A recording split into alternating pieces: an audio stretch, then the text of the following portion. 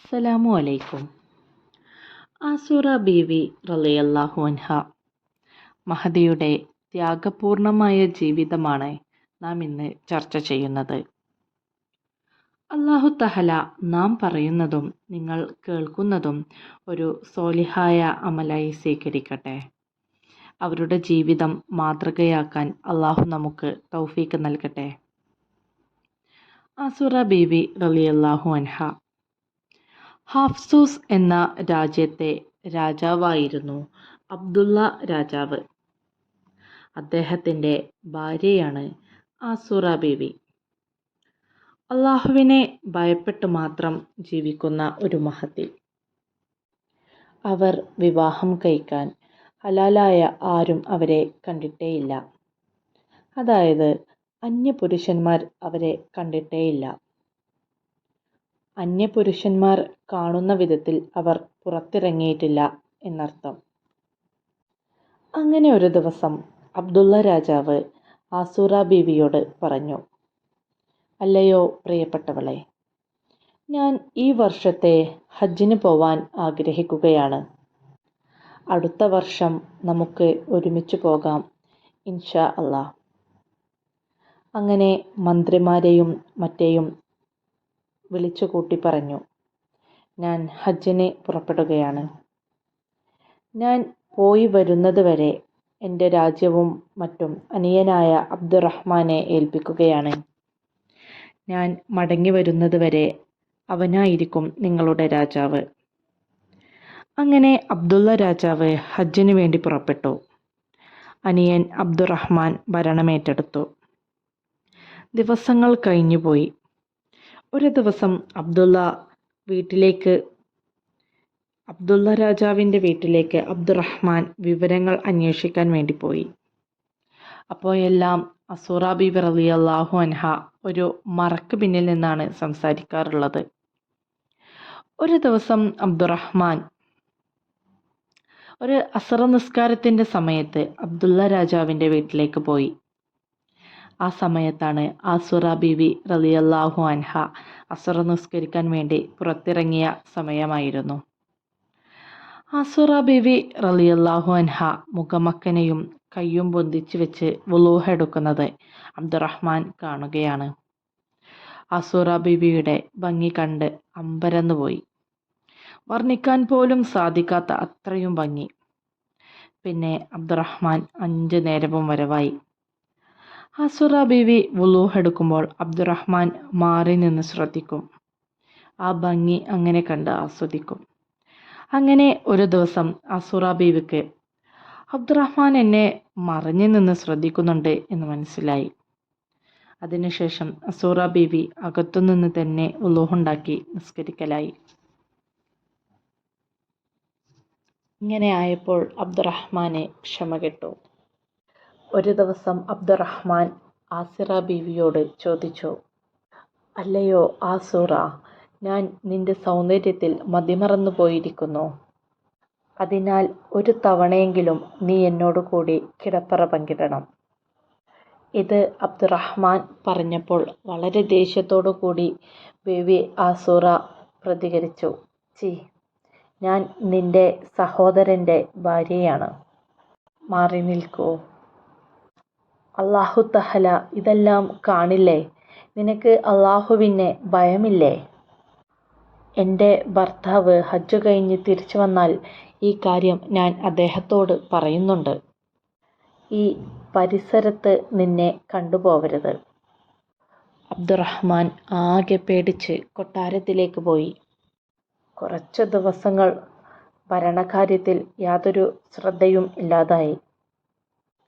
അങ്ങനെയായപ്പോൾ അബ്ദുറഹ്മാൻ്റെ ഏറ്റവും അടുത്ത 4 സുഹൃത്തുക്കൾ വന്ന് അദ്ദേഹത്തോട് കാര്യം അന്വേഷിച്ചു.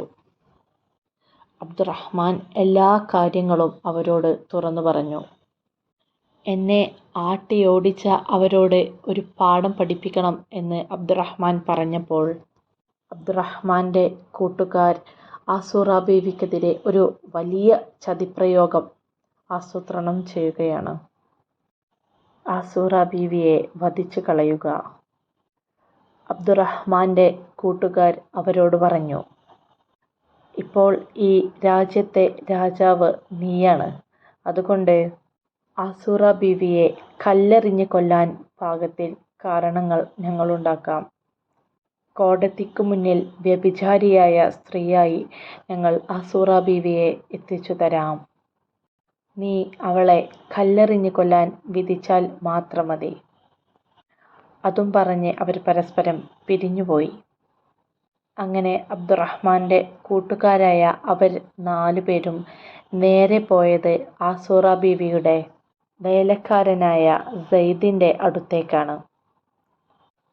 അവർ സെയ്ദിനോട് പറഞ്ഞു, സെയ്ദേ, നമ്മുടെ ഇപ്പോഴത്തെ രാജാവ് അബ്ദുറഹ്മാനാണ്. അബ്ദുള്ള രാജാവ് ഹജ്ജ് കഴിഞ്ഞ് മടങ്ങി വന്നാൽ അബ്ദുറഹ്മാന്റെ തലയുണ്ടാവില്ല. അതുകൊണ്ട് നീ ഞങ്ങളെ ഒന്ന് സഹായിക്കണം. ഉണ്ടായ എല്ലാ സംഭവങ്ങളും അവർ സെയ്ദിനോട് പറഞ്ഞു. അതുകൊണ്ട് അവളെ ചതിയിൽപ്പെടുത്താൻ നീ കൂട്ടുനിൽക്കണം. അപ്പോൾ ആസൂറ ബീവിയുടെ വേലക്കാരൻ സെയ്ദ് ചോദിച്ചു, ഞാൻ എന്താണ് നിങ്ങൾക്ക് ചെയ്തു തരേണ്ടത്? ആസൂറ ബീവി തഹജ്ജുദ് നിസ്കരിക്കാൻ വേണ്ടി എഴുന്നേൽക്കും. അപ്പോൾ നീ മുൻവാതിലിൻ്റെ ലോക്ക് അഴിച്ചു മാറ്റണം. പുറത്തുനിന്നും തള്ളിയാൽ വാതിൽ തുറക്കുന്ന രൂപത്തിലാക്കി വെക്കണം. എന്നിട്ട് ആരും കാണാതെ ആസൂറ ബീവിയുടെ കിടപ്പുമുറിയിൽ കയറി ഒളിച്ചിരിക്കണം. അവൾ വുളൂഹെടുത്ത് വരുമ്പോൾ നീ അവളെ കയറി പിടിക്കണം. നിങ്ങൾ 2 പേരും കിടക്കയിലേക്ക് മറിഞ്ഞു വീഴണം. അപ്പോൾ പെട്ടെന്ന് ഞങ്ങൾ വാതിൽ തുറന്ന് അകത്തേക്ക് കയറി വരും. വ്യഭിചാരിയെന്ന് ആരോപണ വിധേയനായ നീയും അതു കണ്ട സാക്ഷികളായ ഞങ്ങൾ 4 പേരും രാജാവിൻ്റെ മുന്നിൽ സാക്ഷികളായി നിന്നാൽ ഇസ്ലാമിൻ്റെ നിയമപ്രകാരം ആസൂറ ബീവിക്ക് വധശിക്ഷ ലഭിക്കും. പക്ഷേ നിന്നെ ഞങ്ങൾ രക്ഷപ്പെടുത്താം. ഈ കാര്യം അബ്ദുറഹ്മാന്റെ 4 കൂട്ടുകാർ സെയ്ദിനോട് പറഞ്ഞപ്പോൾ സെയ്ദ്, പടച്ചവനെ ഭയപ്പെട്ട് ജീവിക്കുന്ന അവരെ ചതിക്കാൻ ഞാൻ തയ്യാറല്ല എന്ന് പറഞ്ഞു. എന്നാൽ അവർ 4 പേരും സമ്പത്ത് നൽകി സെയ്ദിനെ അവരുടെ ഭാഗത്താക്കി. അന്ന് പതിവ് പോലെ ഈ ചതിയറിയാതെ ആസൂറ ബീവി തഹജ്ജുദിന് എണീറ്റ് പുറത്തു പോയപ്പോൾ നേരത്തെ പറഞ്ഞത് പ്രകാരം മുൻവാതിലിൻ്റെ ലോക്ക് അഴിച്ചു മാറ്റി. ശേഷം മെല്ലെ സെയ്ദ് ആസൂറ ബീവിയുടെ റൂമിൽ ഒളിച്ചിരുന്നു. ആസൂറ ബീവി വുളൂഹെടുത്ത് തൻ്റെ റൂമിലോട്ട് തിരിച്ചു വന്നു. തൻ്റെ റൂമിൽ നിസ്കരിക്കാൻ ഒരുങ്ങുന്ന സമയത്ത് ഒളിച്ചിരുന്ന സെയ്ദ് ആസൂറ ബീവിയെ കടന്നു പിടിച്ചു. 2 പേരും കിടക്കയിലേക്ക് മറിഞ്ഞു വീണു. പെട്ടെന്നു തന്നെ അബ്ദുറഹ്മാന്റെ കൂട്ടുകാർ വാതിൽ തള്ളി തുറന്ന് അകത്തേക്ക് വന്നു. അപ്പോൾ അവർ കാണുന്ന കാഴ്ച സെയ്ദും ആസൂറ ബീവിയും തമ്മിലുള്ള പിടിവലിയാണ്. ഭർത്താവ് ഹജ്ജിന് പോയ സമയത്ത് റാണിക്ക് ഭൃത്യനുമായി വീഴ്ചയോ? ആ കൂട്ടത്തിൽ ഒരുത്തൻ പരിഹാസത്തോടെ ചോദിച്ചു. എൻ്റെ റബ്ബേ, ഞാൻ എന്താണ് ഈ കേൾക്കുന്നത്? ആസൂറ ബീവി പൊട്ടിക്കരഞ്ഞുകൊണ്ട് പറഞ്ഞു, ഞാൻ നിരപരാധിയാണ്. അംഗശുദ്ധി കഴിഞ്ഞ് നിസ്കാരത്തിന് വന്ന എൻ്റെ പിന്നിലൂടെ ബലാത്കാരത്തിന് ശ്രമിച്ച നീചനാണ് സെയ്ദ്. അപ്പോൾ സെയ്ദ് പറഞ്ഞു, ആസൂറ പറയുന്നത് ശുദ്ധ കളവാണ്. അവർ എന്നെ എന്തോ ആവശ്യമുണ്ടെന്ന് പറഞ്ഞ് റൂമിലേക്ക് വിളിച്ചു വരുത്തിയതാണ്. രഹസ്യ വേഴ്ചയ്ക്ക് ആവശ്യപ്പെടുകയാണ് ചെയ്യുന്നത്. ആ അവസരത്തിൽ ഒരുമിച്ച് അവർ 4 പേരും പറഞ്ഞു, എല്ലാം ഞങ്ങൾക്ക് മനസ്സിലായി. ഒരു പരിവ്രതയായ റാണി വന്നിരിക്കുന്നു. ഞങ്ങളിത് രാജാവിന് ഉറപ്പായും റിപ്പോർട്ട് ചെയ്യും. ബീവി പാവം അവരോടായി പറഞ്ഞു, എന്നെ അപമാനിക്കരുത്, ഞാൻ നിരപരാധിയാണ് എന്ന് തുടങ്ങിയ യാചനയുടെ സ്വരത്തിൽ കരഞ്ഞുകൊണ്ട് ആസൂറ ബീവി അവരോട് യാചിച്ചു, തൻ്റെ നിരപരാധിത്വത്തിനു വേണ്ടി. പക്ഷേ അതവർ സ്വീകരിച്ചില്ല. അവർ നേരെ കൊട്ടാരത്തിലേക്ക് ഓടി അബ്ദുറഹ്മാനെ വിവരമറിയിക്കാൻ വേണ്ടി. ബീവി കരഞ്ഞ് കരഞ്ഞ് അള്ളാഹുവിൽ ഭാരമേൽപ്പിച്ചുകൊണ്ട് സുജൂദിലായി വീണു. കേസ് കോടതിയിലെത്തി. ജനകീയ കോടതിയിൽ ആസുറ ബീവിയുടെ കേസ് വിചാരണയ്ക്ക് വന്നു. വ്യഭിചാരം ചെയ്യുന്നത് നേരിൽ കണ്ടുവെന്ന് ഒരേ സ്വരത്തിൽ പറയുന്ന 4 പേർ. ആസുറ ബീവി തന്നെ രഹസ്യവേഴ്ചയ്ക്ക് വിളിച്ചുവെന്നും അവരുമായി ഞാൻ വ്യഭിചരിച്ചുവെന്നും പറയുന്ന സെയ്ദ്. ഏത് കോടതിയാണെങ്കിലും അതിൽ പരം മറ്റെന്ത് തെളിവാണ് വേണ്ടത്? ഞാൻ നിരപരാധിയാണ്, എന്നെ ചതിച്ചതാണ് എന്ന ആസുറ ബീവിയുടെ അപേക്ഷ കേൾക്കാൻ അവിടെ ആരും തന്നെ തയ്യാറായില്ല. തന്നെയുമല്ല, നീതി നടപ്പാക്കേണ്ട ഭരണാധികാരിയാണ് അവിടെ ന്യായാധിപ സ്ഥാനത്തിരിക്കുന്നത്. പക്ഷേ അയാളുടെ ആവശ്യം ബീവിയെ ശിക്ഷിക്കണം എന്നുള്ളതാണ്. പിന്നെങ്ങനെയാണ് മറിച്ച് ചിന്തിക്കുക? യാതൊരു ദാക്ഷിണ്യവും കാണിക്കാതെ അബ്ദുറഹ്മാൻ വിധി പ്രഖ്യാപിച്ചു. ഇവിടെ ആസുറ ബീവി സെയ്ദ് എന്ന വേലക്കാരനുമായി വ്യഭിചാരത്തിലേർപ്പെട്ടിരിക്കുന്നു എന്ന കാര്യം വെളിച്ചം പോലെ തെളിഞ്ഞിരിക്കുന്നു. ആരാണ് പ്രേരിപ്പിച്ചത് എന്ന കാര്യത്തിൽ മാത്രമേ തർക്കമുള്ളൂ. അതിനിപ്പോൾ ഇവിടെ യാതൊരു പ്രസക്തിയുമില്ല. ആസുറ ബീവി വ്യഭിചാരം നടത്തി, അതാണ് പ്രശ്നം. ഇവിടെ എൻ്റെ പ്രതി രാജപത്നിയാണ്, എൻ്റെ സഹോദരൻ്റെ ഭാര്യയാണ്. അതൊന്നും നീതി നടപ്പാക്കുന്നതിൽ എന്നെ വേർതിരിക്കില്ല. എൻ്റെ സഹോദരനാണെങ്കിൽ കൂടി ഈ ഒരു വിഷയത്തിൽ മറ്റൊരു വിധി എഴുതാൻ സാധ്യമല്ല. അതുകൊണ്ട് ഞാൻ പ്രഖ്യാപിക്കുന്നു, സെയ്ദ് എന്ന ഭൃത്യൻ അവിവാഹിതനായതുകൊണ്ട് അവനെ 100 അടി അടിച്ച് നാടുകടത്തുക. അടുത്ത വിധി പ്രഖ്യാപിക്കുവാൻ എനിക്ക് സങ്കടമുണ്ട്. ആസുറ ബീവി വിവാഹിതയാണ്. വിവാഹിതർ വ്യഭിചരിച്ചാലുള്ള ശിക്ഷ മരിക്കുന്നതുവരെ കല്ലെറിഞ്ഞു കൊല്ലലാണ്. ആരവിടെ? ഈ വിധികൾ ഉടൻ നടപ്പാക്കട്ടെ. ആ ക്രൂരഹൃദയൻ അബ്ദുറഹ്മാൻ അട്ടഹസിച്ചു. വിധിപ്രഖ്യാപനം കേട്ടപ്പോൾ ആസുറ ബീവി പൊട്ടിക്കരഞ്ഞു. പിറ്റേ ദിവസം ശിക്ഷ നടപ്പിലാക്കാൻ, കല്ലെറിഞ്ഞു കൊല്ലാൻ തുകുഴിയുടെ മുന്നിലേക്ക് ആസുറ ബീവിയെ കൊണ്ടുവന്നു. ഈ സമയത്ത് തന്നെ കല്ലെറിഞ്ഞു കൊല്ലുന്നത് കാണാൻ കൂടി നിന്നവരോട് ആസുറ ബീവി കരഞ്ഞുകൊണ്ട് പറഞ്ഞു, അല്ലയോ നാട്ടുകാരെ, എൻ്റെ ഭർത്താവ് ഹജ്ജ് കഴിഞ്ഞ് തിരിച്ചു വന്നാൽ നിങ്ങൾ അദ്ദേഹത്തോട് പറയണം, ഈ ആസുറ മനസ്സുകൊണ്ടുപോലും ഒരു തെറ്റ് ചെയ്തിട്ടില്ല. ഇവർ എന്നെ ചതിയിൽപ്പെടുത്തിയതാണ്. എൻ്റെ ഭർത്താവല്ലാതെ മറ്റൊരു പുരുഷൻ, അങ്ങനെ ഒരു ചിന്ത പോലും എനിക്ക് വന്നിട്ടില്ല. ആസുറ ബീവി അലൈഹിസ്സലാം എല്ലാം അള്ളാഹുവിൽ ഭാരമേൽപ്പിച്ചുകൊണ്ട് അദ്ദുകുയിലേക്ക് ഇറങ്ങി നിന്നു. ഉടൻ 2 പട്ടാളക്കാർ ആസുറ ബീവിയുടെ അരയിൽ ഒരു കയറുകൊണ്ട് കെട്ടിമുറുക്കി. എയർ കൊള്ളുന്ന സമയത്ത് ഇരിക്കാതിരിക്കാൻ വേണ്ടിയാണ്. 2 പട്ടാളക്കാർ 2 ഭാഗത്തേക്കും ആ കയറിൽ പിടിച്ചു വലിച്ചു. ഉടൻ അബ്ദുറഹ്മാൻ പട്ടാളക്കാരോട് വിളിച്ചു പറഞ്ഞു, അദ്ദുകുയിൽ ഇറക്കി നിർത്തിയിരിക്കുന്ന ആസുറ ബീവിയെ എറിഞ്ഞു കൊല്ലുക. അവൻ്റെ ആജ്ഞ കേട്ട് ഒരു പട്ടാളക്കാരൻ കയ്യിൽ കരുതിയിരുന്ന കരിങ്കൽ കഷ്ണമെടുത്ത് ആസുറ ബീവിയുടെ തലയിലേക്ക് എറിഞ്ഞു. തല പൊട്ടി രക്തം ധാരധാരയായി ഒഴുകി. എല്ലാവരുടെയും ശക്തിയായ ഏറുകൊണ്ട് ആസുറ ബീവി അലൈഹിസ്സലാം കുഴിയിലേക്ക് മറിഞ്ഞു വീണു. ആസുറ ബീവിയെ നോക്കാൻ അദ്ദുകുഴിയുടെ ചാരത്ത് കുറച്ച് പട്ടാളക്കാരെ കാവൽ നിർത്തി. അബ്ദുറഹ്മാനും പരിവാരങ്ങളും ജനങ്ങളും അവിടെ നിന്നും പിരിഞ്ഞുപോയി.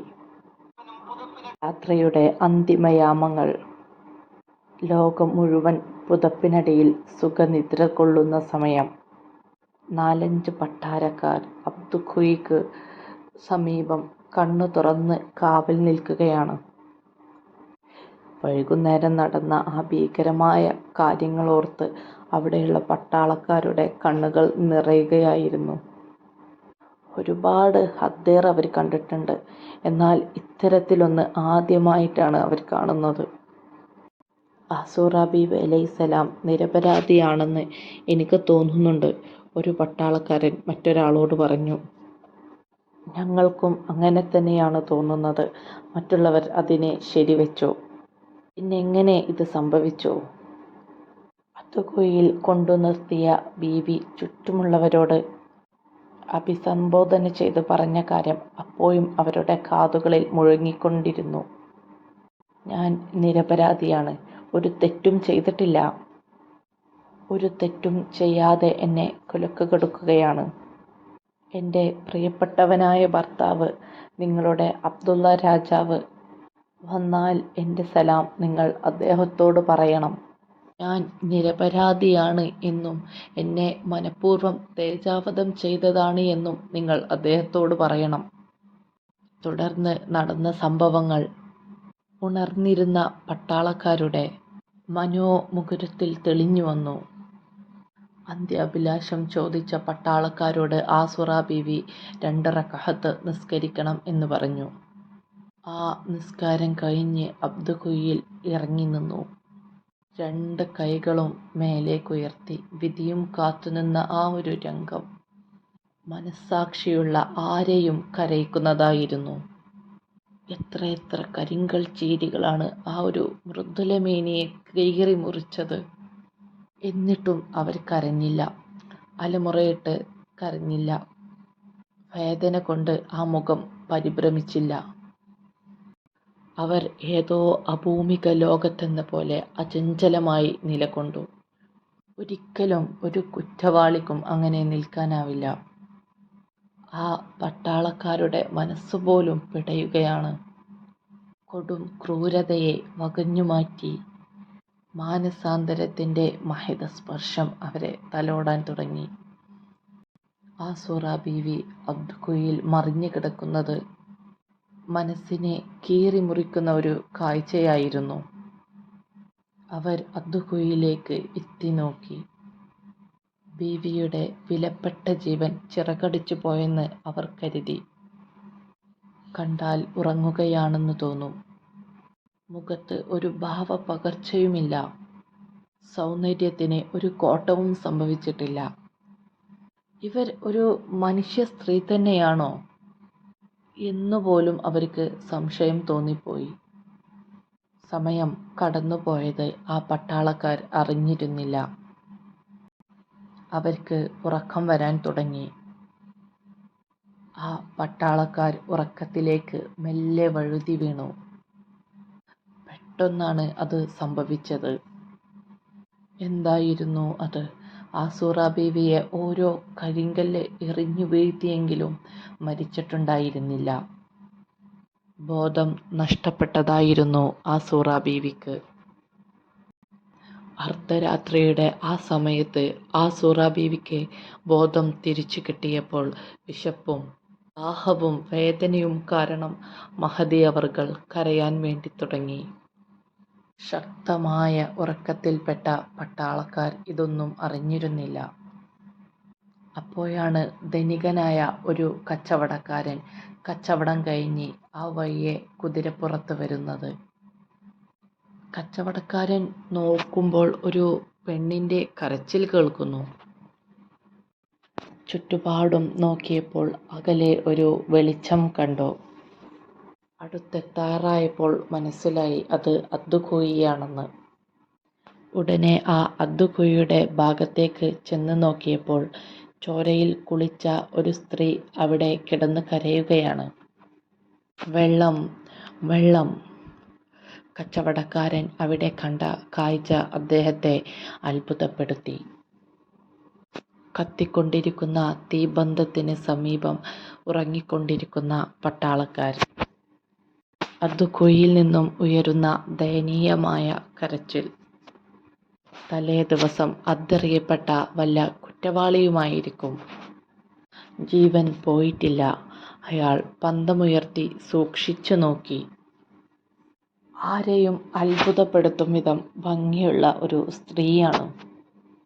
പിന്നെ ഒന്നും ചിന്തിച്ചില്ല, അവളെ കോരിയെടുത്ത് തോളിലേറ്റി നടന്നു. പെണ്ണിനെ കുതിരപ്പുറത്തിരുത്തി അദ്ദേഹം വേഗം അയാളുടെ ലക്ഷ്യസ്ഥാനത്തേക്ക് പായിച്ചു. നിമിഷങ്ങൾക്കകം അവർ കച്ചവടക്കാരൻ്റെ ഗൃഹത്തിലെത്തിച്ചേർന്നു. ആസൂറ ബീവിക്ക് കച്ചവടക്കാരനും ഭാര്യയും വേണ്ടുന്ന പ്രഥമ ശുശ്രൂഷകൾ ചെയ്തു കൊടുത്തു. ആ ദമ്പതികൾക്ക് ബീവിയിൽ കനിവ് തോന്നുകയും അവരുടെ വീട്ടിൽ താമസിക്കാൻ അനുവാദം നൽകുകയും ചെയ്തു. മാത്രമല്ല, അവരുടെ സ്നേഹസമൃദ്ധമായ പരിചരണം കാരണം ചുരുങ്ങിയ ദിവസം കൊണ്ട് തന്നെ ബീവിയുടെ ആലസ്യമെല്ലാം മാറുകയും ചെയ്തു. ശരീരത്തിൻ്റെ ക്ഷീണവും അങ്ങുമിങ്ങുമുണ്ടായിരുന്ന വ്രണങ്ങളുമെല്ലാം മാറിത്തുടങ്ങി. ജീവിതം തിരിച്ചു കിട്ടിയതിൽ അവർ അള്ളാഹുവിനെ അകമഴിഞ്ഞു സ്തുതിച്ചു. സദാ നിസ്കാരത്തിലും ആരാധനയിലുമായി അവർ ആ വീട്ടിലെ ഒരു കൊച്ചുമുറിയിൽ ഒതുങ്ങിക്കൂടി. കച്ചവടക്കാരനായ പ്രഭു ദീനിയായ ചിന്തയുള്ള ഒരാളായിരുന്നു. തന്നെയുമല്ല, നല്ലൊരു മനസ്സിൻ്റെ ഉടമയുമാണ്. പ്രഭുവിൻ്റെ ഭാര്യയ്ക്കും ആദ്യഘട്ടത്തിൽ ബീവിയോട് നീരസമൊന്നും കണ്ടില്ല. അതുകാരണം ബീവിയുടെ അവിടുത്തെ ജീവിതം അല്ലലും അലട്ടലുമില്ലാതെ തുടർന്നു. പഴയ ഉണർവും ഊർജവും എല്ലാം ബീവിക്ക് തിരിച്ചു കിട്ടി. പ്രഭുവിൻ്റെ കുഞ്ഞിനെ കുളിപ്പിക്കുന്നതിലും അവിടെയുള്ള ചില്ലറ ജോലികൾ ചെയ്യുന്നതിലും അവർ സായൂജ്യമടഞ്ഞു. ആസൂറ ബീവിയെ കാണുമ്പോഴെല്ലാം പ്രഭുവിൻ്റെ മനസ്സിൽ പുതിയൊരു സംഘട്ടനം നടക്കുകയായിരുന്നു. ഇത്രയും സുന്ദരിയായ ഒരു സ്ത്രീയെ ജീവിതത്തിൽ ആദ്യമായിട്ടാണ് അവർ കാണുന്നത്. ബീവിയെ സ്വന്തമായി കിട്ടിയിരുന്നെങ്കിൽ എന്ന് അയാൾ ആത്മാർത്ഥമായി കൊതിച്ചു. തൻ്റെ ഹൃദയാഭിലാഷം തുറന്നു പറയാൻ ധൈര്യമില്ലാതെ പ്രഭു നാളുകളോളം മനസ്സിൻ്റെ മണിച്ചപ്പിൽ സൂക്ഷിച്ചുകൊണ്ട് പ്രഭു നടന്നുകൊണ്ടേയിരുന്നു. പക്ഷേ അത് ഇനിയും ആരോടെങ്കിലും പറഞ്ഞില്ലെങ്കിൽ താൻ വീർപ്പുമുട്ടി മരിച്ചുപോവും എന്ന അവസ്ഥയായപ്പോൾ അയാൾ ബീവിയെ വിളിച്ച് ഇപ്രകാരം പറഞ്ഞു: ബീവി, ഒരു കാര്യം ഞാൻ പറയുന്നതിൽ നിങ്ങൾ തെറ്റിദ്ധരിക്കരുത്. ബീവിയെ കണ്ട നാൾ മുതൽ എൻ്റെ ഹൃദയത്തിൽ ബീവി പതിഞ്ഞുപോയിരിക്കുന്നു. എൻ്റെ ജീവിത സഖിയായി ഈ വീട്ടിൽ കഴിയാൻ ഞാൻ ബീവിയെ ക്ഷണിക്കുകയാണ്. ദയവ് ചെയ്ത് എൻ്റെ ആഗ്രഹം സാധിച്ചു തന്നാലും. ഇത് എന്ത് പരീക്ഷണമാണ് റബ്ബേ! ഒരു പെണ്ണിന് എവിടെ ചെന്നാലും രക്ഷയില്ലെന്നോ? പ്രഭുവിൻ്റെ ഈ ആഗ്രഹത്തിന് പിന്നിലും വല്ല ദുരുദ്ദേശവും ഒളിഞ്ഞിരിപ്പുണ്ടോ? ആരറിഞ്ഞു? ഉള്ളിലെ ഭയാശങ്കകൾ മറച്ചു പിടിച്ചുകൊണ്ട് ബീവി പറഞ്ഞു, വളരെ വിനയത്തോടുകൂടി: മഹാനായ പ്രഭുവേ, എൻ്റെ ജീവൻ രക്ഷിക്കാൻ സഹായിച്ചത് അങ്ങാണ്. അതുകൊണ്ട് എക്കാലത്തും അങ്ങേക്ക് ഞാൻ കടപ്പെട്ടവളാണ്. എങ്കിലും അങ്ങയുടെ ഈ ആഗ്രഹം സഫലീകരിച്ചു തരാൻ എനിക്ക് നിർവാഹമില്ലെന്ന് ഞാൻ അറിയിച്ചു കൊള്ളട്ടെ. ഞാൻ വിവാഹിതയാണ്, മറ്റൊരാളുടെ ഭാര്യയാണ്. അതുമാത്രം ഇപ്പോൾ അറിഞ്ഞാൽ മതി. അതുകൊണ്ട് ദയവ് ചെയ്ത് എന്നെ ഉപദ്രവിക്കാതിരിക്കൂ. ബീവിയുടെ അഭ്യർത്ഥന മാനിച്ച് സ്നേഹസമ്പന്നനായ അയാൾ തൻ്റെ ഉദ്യമത്തിൽ നിന്നും വേർപിരിഞ്ഞു. വീണ്ടും പറയത്തക്ക വിശേഷങ്ങളൊന്നുമില്ലാതെ ഒരുപാട് നാളുകൾ കഴിഞ്ഞുപോയി. അന്തരീക്ഷം തെളിഞ്ഞു എന്നുള്ള സമാധാനത്തിൽ ബീവി അള്ളാഹുവിന് ആയിരം നന്ദിയർപ്പിച്ചു. പക്ഷേ വലിയ ഒരപകടം ആ വീട്ടിൽ ബീവിയെ കാത്തിരിപ്പുണ്ടായിരുന്നു. പാവം ബീവിക്ക് അതറിഞ്ഞിരുന്നില്ല. ആസൂറ ബീവി തന്നെ രക്ഷപ്പെടുത്തിയ കച്ചവടക്കാരനായ ആ പ്രഭുവിൻ്റെ വീട്ടിൽ താമസിക്കുകയാണ്. പ്രഭുവിൻ്റെ കുട്ടിയെ താലോലിച്ചും കുളിപ്പിച്ചും എല്ലാം സന്തോഷത്തോടു കൂടി അസൂറ ബീവി അലൈഹിസ്സലാം ആ വീട്ടിൽ കഴിഞ്ഞുകൊണ്ടിരിക്കുകയാണ്. അപ്പോഴാണ് ആ പ്രഭുവിൻ്റെ വീട്ടിലെ ഒരു വേലക്കാരൻ ആസൂറ ബീവിയെ ശ്രദ്ധിക്കുന്നത്. ആ വേലക്കാരൻ്റെ മനസ്സിൽ മോശമായ ഒരു ചിന്ത വന്നു. ആ വിവരം ആസൂറ ബീവിയോട് ആ വേലക്കാരൻ പറഞ്ഞപ്പോൾ ആസൂറ ബീവി അയാളെ ആട്ടിയോടിച്ചു. ഇറങ്ങിപ്പോടാ, എൻ്റെ മുന്നിൽ അള്ളാഹു ഹറാമാക്കിയ വ്യഭിചാരത്തിനാണോ നീ എന്നെ വിളിക്കുന്നത്? എൻ്റെ ശരീരത്തിൽ ജീവനുള്ളിടത്തോളം കാലം അങ്ങനെ ഒരു കാര്യം എനിക്ക് ചിന്തിക്കാൻ കഴിയില്ല. കടന്നു പോകൂ എൻ്റെ മുന്നിൽ നിന്ന്. ആസൂറ ബീവി അവനെ ആട്ടിയോടിച്ചു. പക്ഷേ ആസൂറ ബീവിയുടെ മുന്നിൽ നാണം കെട്ട ആ വേലക്കാരനെ ആസൂറ ബീവിയോട് അയാളുടെ മനസ്സിൽ ദേഷ്യം വളരാൻ തുടങ്ങി.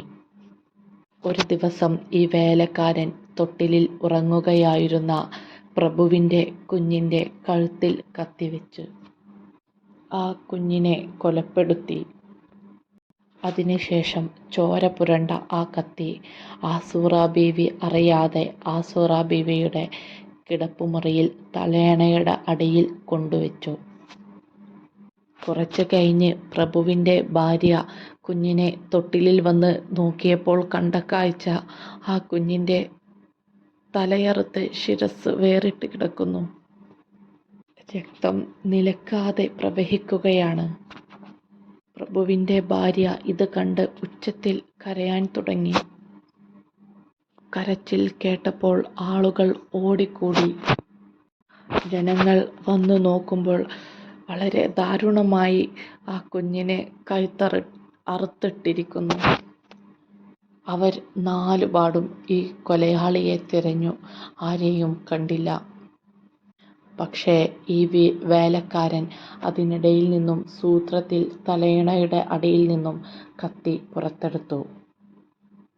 വീടിൻ്റെ മുന്നിൽ തടിച്ചുകൂടിയിരിക്കുന്ന ആളുകളുടെ ഇടയിലേക്ക് ഓടിച്ചെന്ന് ഈ കത്തി കാണിച്ചിട്ട് പറഞ്ഞു, ഈ കത്തി ആസൂറയുടെ ബെഡ്റൂമിൽ തലയിണയുടെ അടിയിൽ നിന്നും കിട്ടിയതാണ്.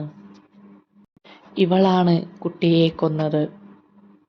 ജനങ്ങൾ പരസ്പരം സംശയത്തോടെ ആസൂറ ബീവിയെ നോക്കാൻ തുടങ്ങി. ആ വേലക്കാരൻ തുടർന്നു പറഞ്ഞു, ഞാൻ വെറുതെ പറഞ്ഞതല്ല.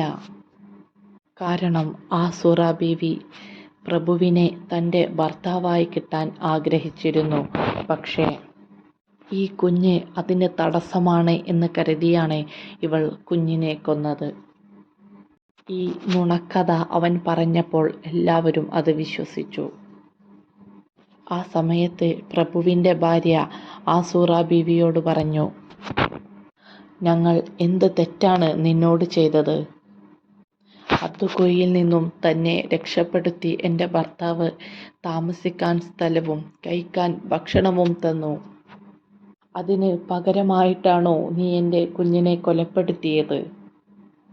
എൻ്റെ ഭർത്താവിനെ നിനക്ക് ഭർത്താവായിട്ട് വേണമെങ്കിൽ ഒരു വാക്ക് എന്നോട് പറഞ്ഞൂടായിരുന്നോ?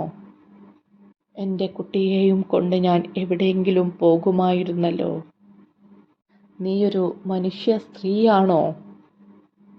ആസൂറ ബീവി പൊട്ടിക്കരഞ്ഞുകൊണ്ട് പറഞ്ഞു, ഞാൻ കൊന്നിട്ടില്ല, എനിക്കതിന് സാധ്യമല്ല. അവൻ കളവ് പറയുകയാണ്. അവനെ വിശ്വസിക്കരുത്. മാസങ്ങളായി ആ കുഞ്ഞ് എൻ്റെ മടിയിലാണ് കളിച്ചു വളർന്നത്. എനിക്കവനെ ഒരിക്കലും കൊല്ലാനാവില്ല. ആസൂറ ബീവി പൊട്ടി പൊട്ടി കരയുകയാണ്. പക്ഷേ പ്രഭുവിൻ്റെ ഭാര്യയെ വിശ്വസിപ്പിക്കാൻ ആസൂറ ബീവിക്ക് കഴിഞ്ഞില്ല. കാരണം മരിച്ചു കിടക്കുന്നത് സ്വന്തം മകനാണ്. ആ ഒരു തിരിച്ചറിവ് ആ സ്ത്രീയെ ദേഷ്യവും സങ്കടവും എല്ലാം വർദ്ധിപ്പിക്കുകയാണ്. ആ സ്ത്രീ ആസൂറ ബീവിയെ ആഞ്ഞടിക്കുകയാണ്.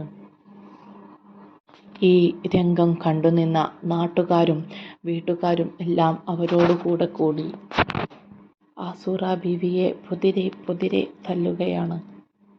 ഒരു മനസ്സലിവ് പോലും കാണിക്കാതെ ഒരുപാട് പേർ നാല് ഭാഗവും കൂടി നിന്ന് ആസൂറ ബീവിയെ തല്ലിച്ചതക്കുമ്പോൾ ആസൂറ ബീവി പൊട്ടിക്കരഞ്ഞുകൊണ്ട് പറയുന്നുണ്ടായിരുന്നു, ഞാനൊരു തെറ്റും ചെയ്തിട്ടില്ല, ഞാൻ നിരപരാധിയാണ്.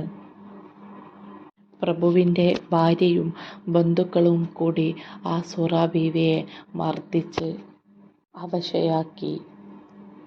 ചോര വാർന്നൊലിച്ച് ഒരു ഭാഗത്തേക്ക് തളർന്നു വീണു.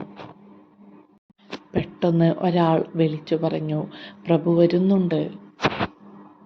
എല്ലാവരും വിചാരിച്ചു, ആസൂറ ബീവിയെ പ്രഭു ഇന്ന് കൊല്ലും. ഇന്ന് 2 മയ്യത്ത് ഈ വീട്ടിൽ നിന്നും എടുക്കേണ്ടി വരും. ഒന്ന് ആ പിഞ്ചു കുഞ്ഞിൻ്റെയും ഒന്ന് ആസൂറ ബീവിയുടെയും. മകൻ്റെ മരണവാർത്ത കേട്ട് കണ്ണീരൊലിപ്പിച്ച് പ്രഭു മകൻ്റെ മയ്യത്ത് കാണാൻ വരുന്നത് ശരീരത്തിൽ നിന്നും തല വേർപെട്ട് രക്തമൊലിച്ച് കിടക്കുന്ന തൻ്റെ മകൻ്റെ മയ്യത്തിനെയാണ്. അടുത്ത് തല്ലുകൊണ്ട് രക്തം വാർന്നൊലിച്ച് കിടക്കുന്ന ആസൂറ ബീവിയെയും. തൻ്റെ മകൻ്റെ മയ്യത്തിന് മുന്നിൽ കണ്ണീർ വാർത്തിരിക്കുന്ന പ്രഭുവിൻ്റെ അടുത്തേക്ക് ചോര പുരണ്ട കത്തിയുമായി വേലക്കാരൻ ഓടി വന്നിട്ട് പറഞ്ഞു, പ്രഭോ, കുഞ്ഞിനെ കൊന്ന കത്തിയാണിത്, ഇവളാണ് ഇത് ചെയ്തത്. പ്രഭു ആ കത്തിയൊന്ന് വാങ്ങി തിരിച്ചും മറിച്ചും നോക്കി. കത്തിയിൽ തൻ്റെ കുഞ്ഞിൻ്റെ ചോര പുരണ്ടിരിക്കുന്നു. അത് കണ്ടപ്പോൾ അദ്ദേഹം ആകെ അസ്വസ്ഥനായി. ദേഷ്യവും സങ്കടവും എല്ലാം അയാളുടെ മുഖത്ത് മിന്നിമറഞ്ഞു. അയാൾ ആസൂറ ബീവിയെ സൂക്ഷിച്ചു നോക്കി. ആസൂറ ബീവി കിടന്ന കിടപ്പിൽ മെല്ലെ എഴുന്നേറ്റ് വേച്ച് നടന്ന് പ്രഭുവിൻ്റെ കാൽ ചുവട്ടിൽ വന്ന് വീണ് അവരുടെ കാല് കെട്ടിപ്പിടിച്ച് പൊട്ടിക്കരഞ്ഞുകൊണ്ട് പറഞ്ഞു, നിങ്ങളുടെ മകനെ എനിക്ക് കൊല്ലാൻ പറ്റില്ല. ഞാൻ ആ പിഞ്ചുമോനെ കൊന്നിട്ടില്ല. പക്ഷേ എല്ലാവരും പറയുന്നത് ഞാനാണ് കൊന്നത് എന്നാണ്. മാസങ്ങളായി എൻ്റെ മടിയിൽ കിടന്നാണ് ആ പൊന്നുമോൻ വളർന്നത്. ആ കുഞ്ഞിൻ്റെ കഴുത്തിൽ കത്തിവെക്കാൻ എന്നെക്കൊണ്ട് സാധിക്കില്ല. ഒരു ഉറുമ്പിനെ പോലും നോവിക്കാൻ എനിക്കാകില്ല. പ്രഭു അവരെ എഴുന്നേൽപ്പിച്ചു. അവരുടെ മുഖത്തേക്ക് സൂക്ഷിച്ചു നോക്കി. ആസൂറ ബീവിയുടെ കണ്ണിൽ നിരപരാധിത്വം തെളിഞ്ഞത് കണ്ട് പ്രഭു ആസൂറ ബീവിയോട് പറഞ്ഞു, ഇല്ല പെണ്ണേ, നിനക്ക് എൻ്റെ മകനെ കൊല്ലാനാകില്ല. അതിനുള്ള മനക്കരുത്ത് നിനക്കില്ല. പക്ഷേ നീ ഒരു കാര്യം അറിയണം. കുറച്ച് നാളായി നിന്നെയും എന്നെയും പറ്റി ഇവിടെ ചീഞ്ഞു നാറുന്ന ആളുകൾ പറഞ്ഞു നടക്കുന്ന അവിഹിതത്തിൻ്റെ കഥ. അത് ഇവിടെ പരക്കാൻ തുടങ്ങിയിട്ട് ദിവസങ്ങളോളമായി. ആരാണ് അതിൻ്റെ പിന്നിൽ എന്ന് എനിക്കറിയില്ല. പലരും എന്നോട് ചോദിച്ചിട്ടുണ്ട്, നിന്റെ വീട്ടിലെ പെണ്ണും നീയും തമ്മിലുള്ള ബന്ധമെന്താണെന്ന്. പക്ഷേ മറുപടി കൊടുക്കാൻ എനിക്കായില്ല. എൻ്റെ കുഞ്ഞിൻ്റെ മരണത്തോടെ എൻ്റെ കുടുംബജീവിതം തകർന്നുപോയി. അതുകൊണ്ട് ഇനിയും എൻ്റെ സമാധാനം നഷ്ടപ്പെടുത്താതെ ഞങ്ങളെ വിട്ട് ഒന്ന് പോയി തരാമോ? എന്നെ വിട്ട് എങ്ങോട്ടെങ്കിലും പോയിക്കൂടെ നിനക്ക്? ആസൂറ ബീവി പറഞ്ഞു, ഇനി നിങ്ങളുടെ കുടുംബത്തിൽ ഒരു അധികപ്പറ്റായി ഞാനുണ്ടാകില്ല. എനിക്ക് അല്ലാഹു കാണിച്ചു തന്ന വഴിയുണ്ട്. ഒരു മനുഷ്യൻ്റെ ഭാവി എങ്ങനെയാണ് വേണ്ടതെന്ന് തീരുമാനിക്കേണ്ടത് അല്ലാഹുവാണ്. നിങ്ങളെ ബുദ്ധിമുട്ടിക്കാൻ ഞാനുണ്ടാവില്ല. എന്തായാലും ഒരു കാര്യത്തിൽ എനിക്ക് സമാധാനമുണ്ട്. എല്ലാവരും എന്നെ തെറ്റിദ്ധരിച്ചു. ആ കുഞ്ഞിൻ്റെ പിതാവായ അങ്ങ് മാത്രമാണ് എന്നെ വിശ്വസിച്ചത്. നിങ്ങളെന്നെ കുറ്റക്കാരിയാക്കിയില്ലല്ലോ, എനിക്കത് മതി. അൽഹംദുലില്ലാ. ആസൂറ ബീവി അകത്തുപോയി തൻ്റെ വസ്ത്രങ്ങൾ എടുത്തു വന്ന് മുറ്റത്തേക്കിറങ്ങി. മരിച്ചു കിടന്ന കുഞ്ഞിൻ്റെ മുഖത്ത് നിന്നും തുണി നീക്കി നെറ്റിയിലൊരു ചുടുചുംബനം നൽകി. എന്നിട്ട് പറഞ്ഞു, ഇല്ല മോനെ, ഈ പാവം പെണ്ണ് നിന്നെ കൊന്നിട്ടില്ല. നിന്നെ നുള്ളി നോവിക്കാൻ പോലും എനിക്കാവില്ല. എന്നിട്ട് അവിടെ നിന്നും നിറകണ്ണുകളോടെ ആസുറ ബീവി യാത്ര തിരിക്കാൻ നേരം പ്രഭു പറഞ്ഞു, അവിടെ നിൽക്കൂ. കുറച്ചു പണം ആസുറ ബീവിക്ക് നേരെ നീട്ടിയിട്ട് പറഞ്ഞു, ഇത് സ്വീകരിച്ചോളൂ. ആസുറ ബീവി പറഞ്ഞു, എനിക്ക് പണം വേണ്ട. എനിക്ക് എൻ്റെ അല്ലാഹു കൂടെയുണ്ട്. പ്രഭു സമ്മതിച്ചില്ല. അദ്ദേഹം പറഞ്ഞു, ഈ പണം നിന്റെ യാത്രയിൽ ഉപകരിക്കും. പക്ഷേ ആ തുക സ്വീകരിക്കാൻ ബീവി തയ്യാറാവാതെ വന്നപ്പോൾ പ്രഭു പറഞ്ഞു, ഒരു സഹോദരൻ തരുന്ന പോലെ കരുതി ഇത് സ്വീകരിക്കണം. പ്രഭുവിൻ്റെ ആ നല്ല മനസ്സറിഞ്ഞ് കണ്ണ് നിറഞ്ഞ് 2 കൈകൾ നീട്ടി സന്തോഷത്തോടെ അത് സ്വീകരിക്കുകയാണ് ചെയ്തത്. ശേഷം ആരോടും ഒന്നും പറയാതെ അല്ലാഹുവിനെ മാത്രം ഓർമ്മിച്ചുകൊണ്ട് അവിടെ നിന്നും ഇറങ്ങി നടക്കുകയാണ് ചെയ്തത്. പക്ഷേ പോകുന്ന വഴിയിൽ ആസുറ ബീവിയെയും കാത്ത് വലിയ ഒരു അപകടം പതിഞ്ഞിരുന്നത് ആസുറ ബീവി അറിഞ്ഞിരുന്നില്ല. അല്ലാഹുവിനെ മാത്രം ഓർത്തുകൊണ്ട് ആസുറ ബീവി നടക്കുകയാണ്. നടന്ന് ചെറിയൊരു ഗ്രാമത്തിലെത്തി. അവിടെയുള്ള കടയിൽ നിന്നും കുറച്ച് സാധനങ്ങൾ വാങ്ങി കയ്യിലുണ്ടായിരുന്ന പെട്ടിയിൽ സൂക്ഷിച്ചു. വീണ്ടും നടക്കുകയാണ്. കുറച്ചു ദൂരം സഞ്ചരിച്ചപ്പോൾ കുറച്ചകലെ നിന്ന് ഒരു ദയനീയമായ കരച്ചിൽ ബീവി കേൾക്കുകയാണ്. കരച്ചിലിൻ്റെ ശബ്ദം കൂടിക്കൂടി വന്നപ്പോൾ ആസുറ ബീവി കരച്ചിൽ കേൾക്കുന്ന ആ ഭാഗത്തേക്ക് പോയി. ചെന്ന് നോക്കുമ്പോൾ കാണുന്നത് ധാരാളം ആളുകൾ കൂടി നിൽക്കുന്നു. അതിൽ ഒരു മനുഷ്യനെ നിലത്ത് മലർത്തി മറ്റുള്ളവർ അയാളെ ആക്രമിക്കുകയാണ്. ഇത് കണ്ടപ്പോൾ ആസുറ ബീവി ചോദിച്ചു, നിങ്ങൾ എന്തിനാണ് ഈ പാവപ്പെട്ട മനുഷ്യനെ ആക്രമിക്കുന്നത്? ആ സമയത്ത് അവിടെ കൂടി നിൽക്കുന്ന ജനങ്ങൾ പറഞ്ഞു, ഇവൻ 300 ദിനാർ കടം വാങ്ങിയിട്ട് ഇതുവരെ തിരിച്ചു തന്നിട്ടില്ല. ചോദിക്കുമ്പോൾ ഓരോ കാരണങ്ങൾ പറഞ്ഞ് ഒഴിഞ്ഞു മാറുകയാണ്. അതുകൊണ്ട് ഇവനെ ഞങ്ങൾ തല്ലിക്കൊല്ലും. ആസുറ ബീവി പറഞ്ഞു, നിങ്ങൾ അവനെ വെറുതെ വിട്ടേക്കൂ. ആ 300 ദീനാർ ഞാൻ തരാം. ആസുറ ബീവിക്ക് കച്ചവടക്കാരനായ പ്രഭു നൽകിയ ദീനാറിൽ നിന്നും കുറച്ച് സാധനങ്ങൾ വാങ്ങി ബാക്കി 300 ദിനാർ അവർക്ക് കൊടുത്തു. അങ്ങനെ ആ മർദിനെ മോചിപ്പിക്കുകയാണുണ്ടായത്. അൽഹംദുലില്ലാ. നല്ല ഒരു പുണ്യപ്രവൃത്തി ചെയ്ത സന്തോഷത്തിൽ ആസുറ ബീവി വീണ്ടും നടക്കാൻ തുടങ്ങിയപ്പോൾ ഈ കടത്തിൽ നിന്നും രക്ഷപ്പെടുത്തിയ ആൾ പിന്നിൽ നിന്നും ആസുറ ബീവിയെ വിളിക്കാൻ തുടങ്ങി. ആസുറ ബീവി ചോദിച്ചു, ഇനി എന്ത് വേണം? ഇനിയും ആരെങ്കിലും നിന്നെ ഉപദ്രവിക്കുന്നുണ്ടോ? ഇനി ആർക്കെങ്കിലും കടം കൊടുക്കാനുണ്ടോ? ആസുറ ബീവി രക്ഷപ്പെടുത്തിയ ആ ആൾ പറഞ്ഞു, ആരും എന്നെ ഉപദ്രവിക്കുന്നില്ല. ഇനി ഞാൻ ആർക്കും കടം കൊടുക്കാനുമില്ല. എന്നെ ആ കടക്കാരുടെ കയ്യിൽ നിന്നും രക്ഷപ്പെടുത്തിയ നിന്നോട് ഞാൻ നന്ദി പറയാൻ വേണ്ടി വന്നതാണ്. ആസുറ ബീവി പറഞ്ഞു, നന്ദി അല്ലാഹുവിനോട് പറയുക. ഞാൻ അതിനൊരു നിമിത്തം ആയെന്നു മാത്രമാണ്.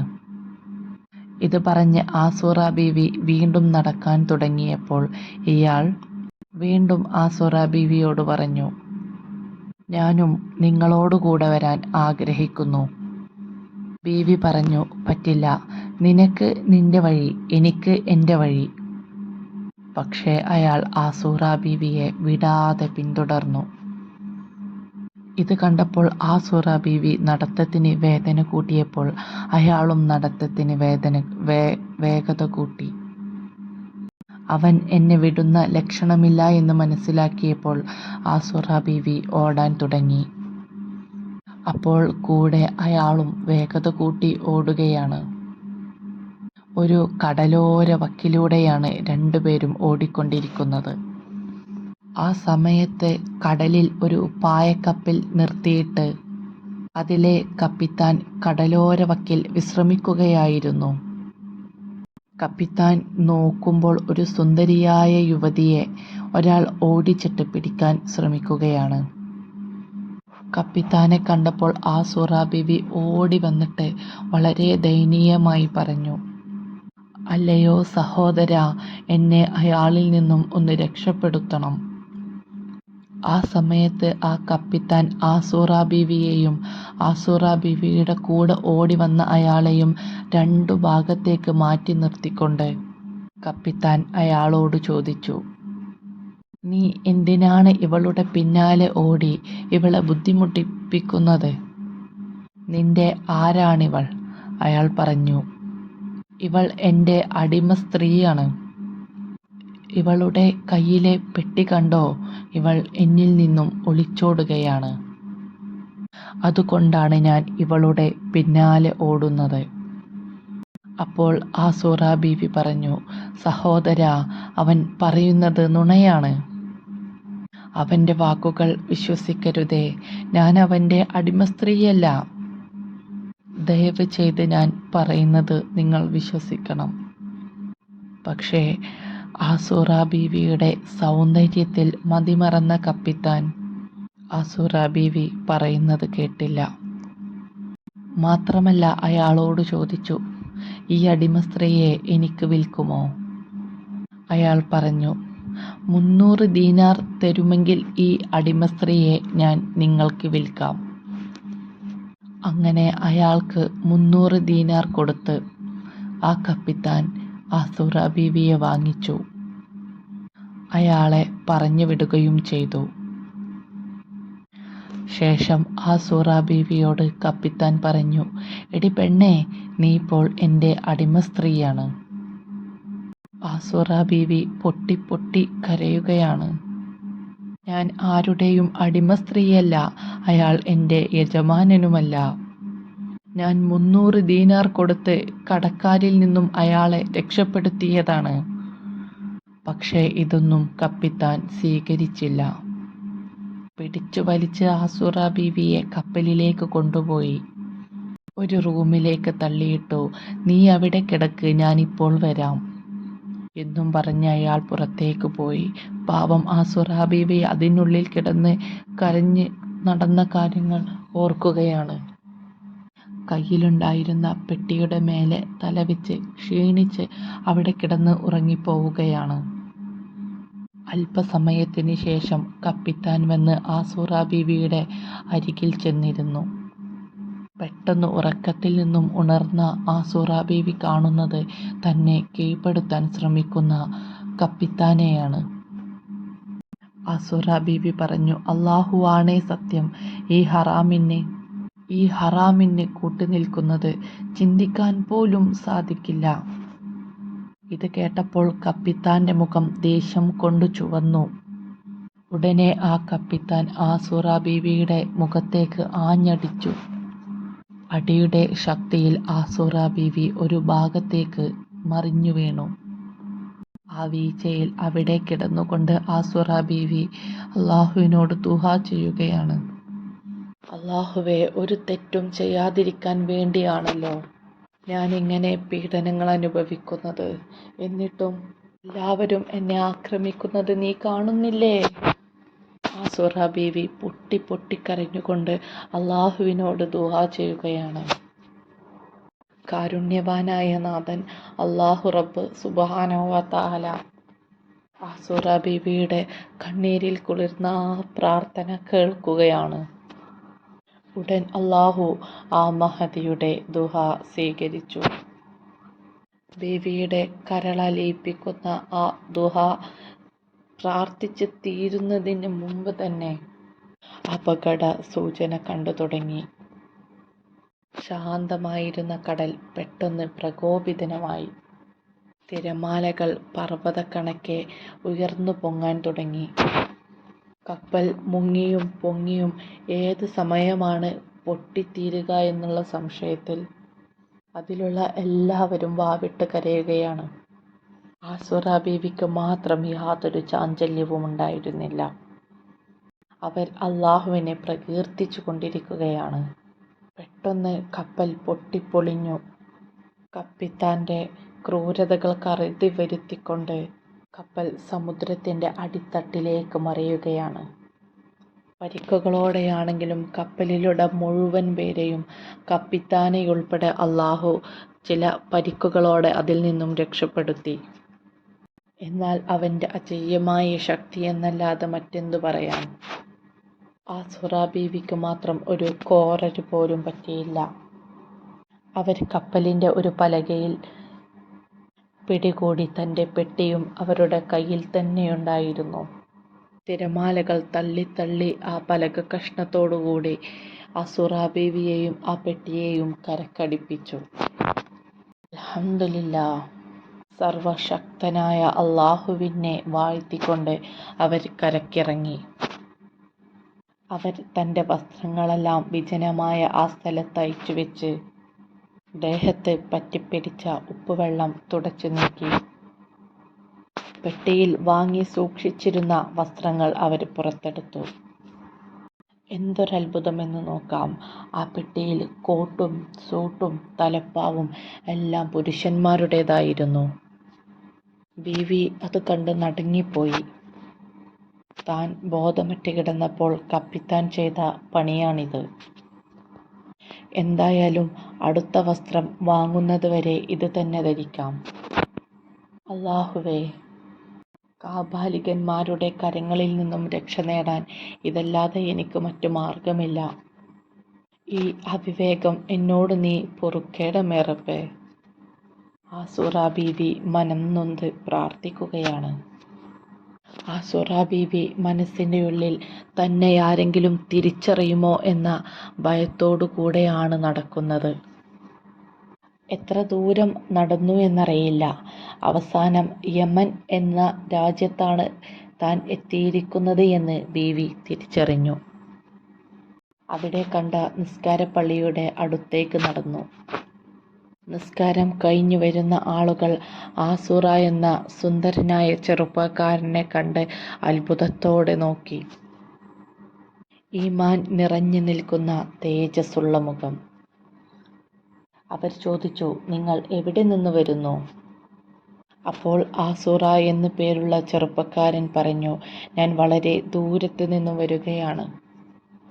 ഖുർആനും ഹദീസും കുറച്ച് ഞാൻ പഠിച്ചിട്ടുണ്ട്. വൈദ്യ ചികിത്സയും എനിക്ക് കുറേയൊക്കെ അറിയാം. അവർ പറഞ്ഞു, അൽഹംദുലില്ലാഹ്, ഈ നാട്ടിൽ നല്ല ഒരു വൈദ്യനില്ലാതെ എല്ലാവരും വിഷമിച്ചിരിക്കുകയാണ്. നിങ്ങൾ ഇവിടെ നിൽക്കുകയാണെങ്കിൽ സാധുക്കളായ ഈ നാട്ടുകാർക്ക് അതൊരു വലിയ ഉപകാരമാകും. ആസുറ എന്ന ചെറുപ്പക്കാരൻ അത് സമ്മതിച്ചു. അവർ ചോദിച്ചു, നിങ്ങളുടെ പേരെന്താണ്? ആസുറ ബീവി അലൈഹിസ്സലാം പറഞ്ഞു, നിങ്ങളുടെ എളുപ്പത്തിന് വേണ്ടി എന്നെ ഹക്കീം എന്ന് വിളിച്ചോളൂ. അങ്ങനെ ആസുറ എന്ന ഹക്കീമിന് താമസിക്കാൻ ഒരു വീടൊരുക്കി കൊടുത്തു. അങ്ങനെ ചികിത്സയും തുടങ്ങി. ഏതൊരു രോഗം വന്നാലും ഫാത്തിഹ സൂറത്തോതി വെള്ളം മന്ത്രിച്ച് കുടിക്കാൻ കൊടുക്കും. അല്ലാഹുവിൻ്റെ ഖുദ്റത്ത് കൊണ്ട് എല്ലാവരുടെയും അസുഖങ്ങൾ മാറാൻ തുടങ്ങി. എത്ര മാറാ രോഗമാണെന്നുണ്ടെങ്കിലും ആസുറ എന്ന ഹക്കീം ഫാത്തിഹ സൂറത്തോതിയ വെള്ളം മന്ത്രിച്ചു കൊടുത്ത് ഏത് വലിയ രോഗവും അല്ലാഹുവിൻ്റെ ഖുദ്റത്ത് കൊണ്ട് മാറാൻ തുടങ്ങി. ഇതറിഞ്ഞ ജനങ്ങൾ കൂട്ടം കൂട്ടമായി അങ്ങോട്ട് വരാൻ തുടങ്ങി. അധികം വൈകാതെ ആസുറ എന്ന ഹക്കീം എന്ന വൈദികന്റെ പ്രസക്തി കാട്ടുതീ പോലെ അവിടെ പടർന്നു. ആ സമയത്താണ് അത് സംഭവിച്ചത്. ആ രാജ്യത്തെ ചക്രവർത്തിക്ക് ഒരു മകളുണ്ട്. അവരുടെ പേര് സുഹറ. വിട്ടുമാറാത്ത വയറുവേദന കൊണ്ട് വളരെയധികം ബുദ്ധിമുട്ടുന്ന ഒരു സമയമായിരുന്നു അത്. അപ്പോഴാണ് ആരോ വന്ന് പറഞ്ഞത്, നമ്മുടെ രാജ്യത്ത് ഹക്കീം എന്നു പേരുള്ള ഒരു വൈദികനുണ്ട്. എത്ര വലിയ മാറാത്ത രോഗമാണെങ്കിലും അവരുടെ അടുത്ത് പോയി കഴിഞ്ഞാൽ ആ രോഗം മാറി വരികയാണ്. അതുകൊണ്ട് നമുക്ക് രാജകുമാരിയെയും ഒന്ന് കാണിച്ചാലോ? പെട്ടെന്ന് രാജാവ് ഉത്തരവിട്ടു, എത്രയും പെട്ടെന്ന് പോയി വൈദികനെ കൂട്ടിക്കൊണ്ടുവരൂ. പട്ടാളക്കാർ പോയി ആസുറ എന്ന ഹക്കീം എന്ന വൈദികനെ വിവരങ്ങളെല്ലാം പറഞ്ഞു കേൾപ്പിച്ചു. ആദ്യം കൊട്ടാരത്തിലേക്ക് വരാൻ എങ്കിലും പട്ടാളക്കാരുടെ നിർബന്ധം കാരണം ആസുറ എന്ന ഹക്കീം എന്ന വൈദികൻ കൊട്ടാരത്തിലേക്ക് വരികയാണ്. രാജകുമാരിക്ക് ഫാത്തിഹ ഓതി വെള്ളത്തിൽ മന്ത്രിച്ച് കുടിക്കാൻ കൊടുത്തു. റബ്ബിന്റെ അനുഗ്രഹത്താൽ രാജകുമാരിയുടെ രോഗം പൂർണ്ണമായും ശിഫയായി. രാജാവിന് വളരെ വളരെ സന്തോഷമായി. രാജാവ് പറഞ്ഞു, ഒരുപാട് വൈദികന്മാരെയും മറ്റും കാണിച്ചു, പക്ഷേ മകളുടെ രോഗം ശിഫയായില്ല. പക്ഷേ നിങ്ങൾ മന്ത്രിച്ച വെള്ളം കുടിച്ചപ്പോൾ തന്നെ അല്ലാഹു കാരണം, നിങ്ങൾ കാരണം മകളുടെ രോഗം ശിഫയായി. അതുകൊണ്ട് ഞാൻ നിങ്ങൾക്ക് എന്താണ് സമ്മാനമായി നൽകേണ്ടത്? വൈദികൻ ഹക്കീം പറഞ്ഞു, എനിക്കൊന്നും വേണ്ട. പക്ഷേ രാജാവ് പറഞ്ഞു, അത് പറഞ്ഞാൽ പറ്റില്ല. എന്തെങ്കിലും ഒന്ന് സമ്മാനമായി സ്വീകരിക്കണം. രാജാവിൻ്റെ നിർബന്ധം കൊണ്ട് ഹക്കീം എന്ന വൈദികൻ പറഞ്ഞു, താമസിക്കാൻ ഒരു വീട് കിട്ടിയിരുന്നെങ്കിൽ നന്നായിരുന്നു. രാജാവ് ഉടൻ കൽപ്പന പുറപ്പെടുവിപ്പിച്ചു. നമ്മുടെ പഴയ കൊട്ടാരം ഇപ്പോൾ ആൾ താമസമില്ലാതെ കിടക്കുകയാണ്.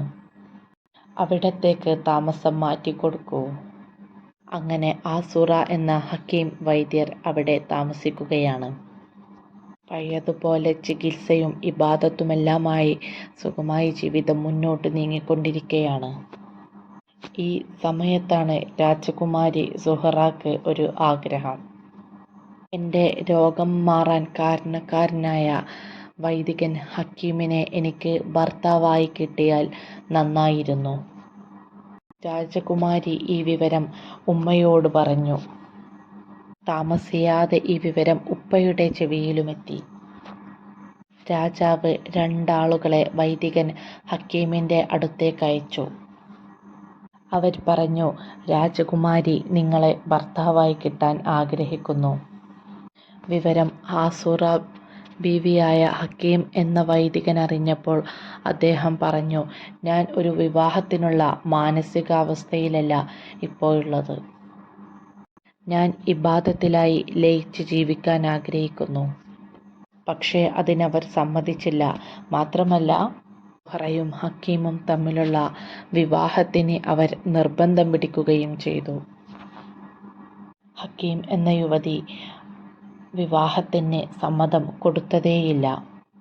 മഹദിയിൽ നിന്നും സമ്മതം കിട്ടില്ല എന്നറിഞ്ഞപ്പോൾ തന്നെ അവരിൽ നിന്നും സമ്മതം കിട്ടാതെ ഈ വന്നവർ കൊട്ടാരത്തിൽ പോയി ഹക്കീം വിവാഹത്തിന് സമ്മതിച്ചു എന്ന കഥ മെനഞ്ഞുണ്ടാക്കി രാജാവിനെയും ബോധിപ്പിച്ചു.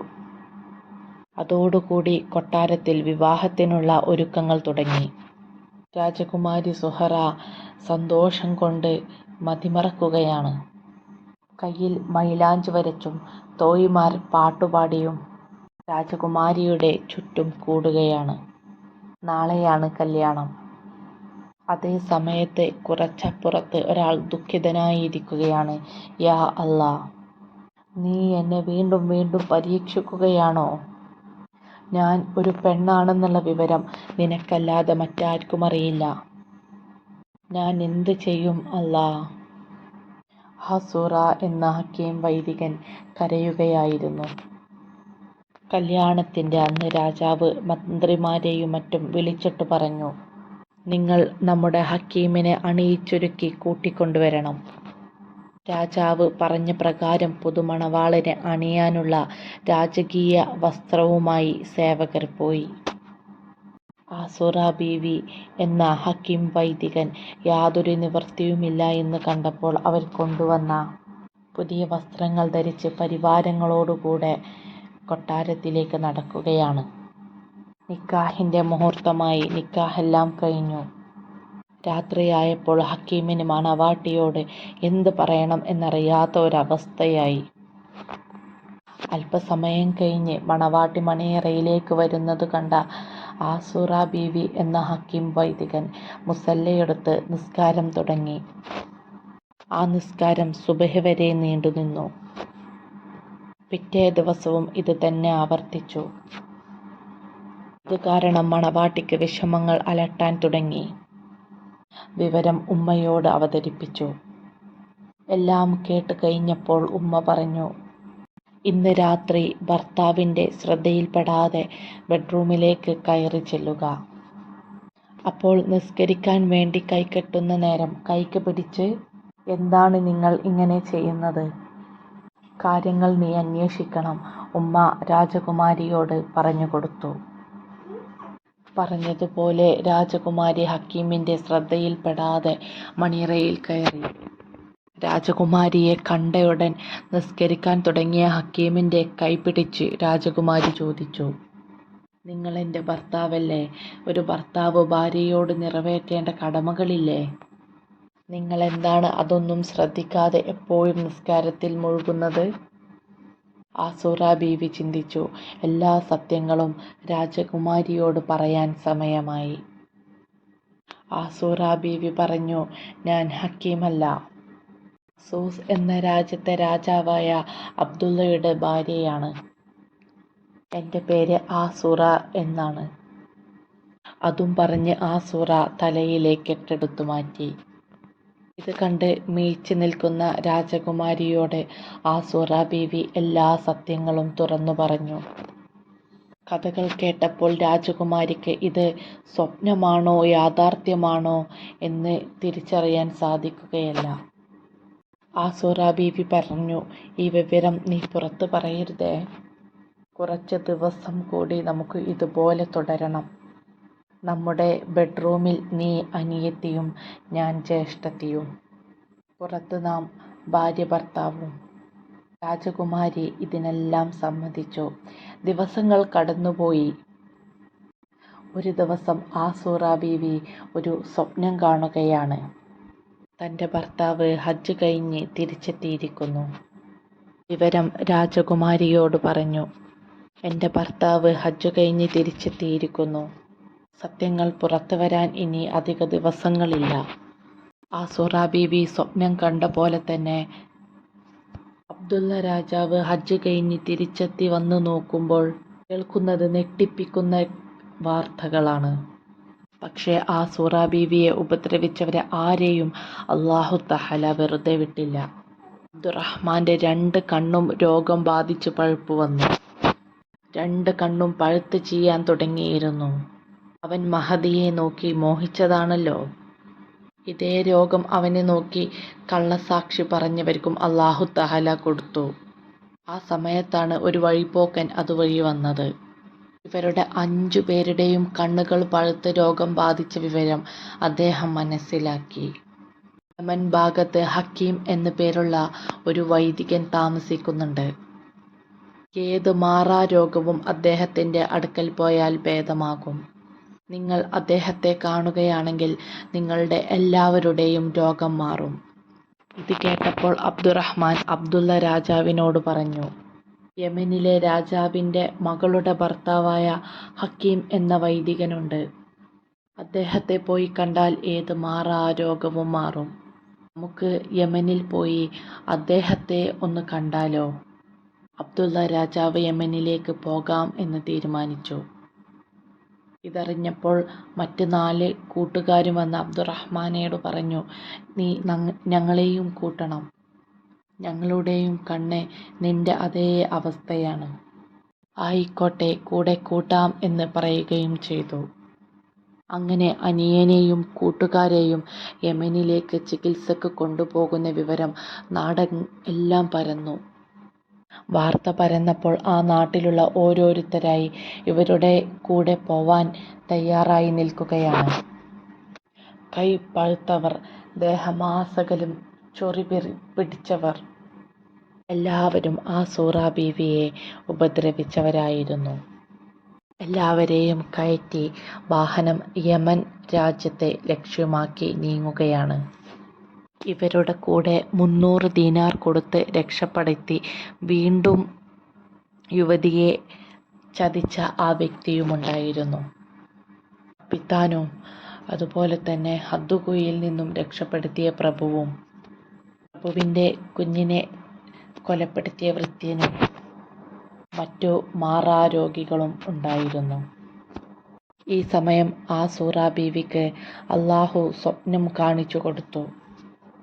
രാജകുമാരി സുഹ്റാനെ വിളിച്ചുകൊണ്ട് പറഞ്ഞു, വളരെ രസകരമായൊരു സ്വപ്നം അള്ളാഹു എനിക്ക് കാണിച്ചു തന്നിരിക്കുന്നു.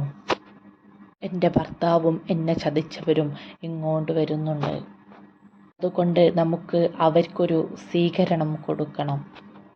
പ്രത്യേക റൂമുകൾ തയ്യാറാക്കണം. എൻ്റെ ഭർത്താവിന് ഞാൻ റൂം തയ്യാറാക്കാം. അങ്ങനെ പ്രത്യേകമായ ബെഡ്റൂമുകൾ തയ്യാറാക്കി.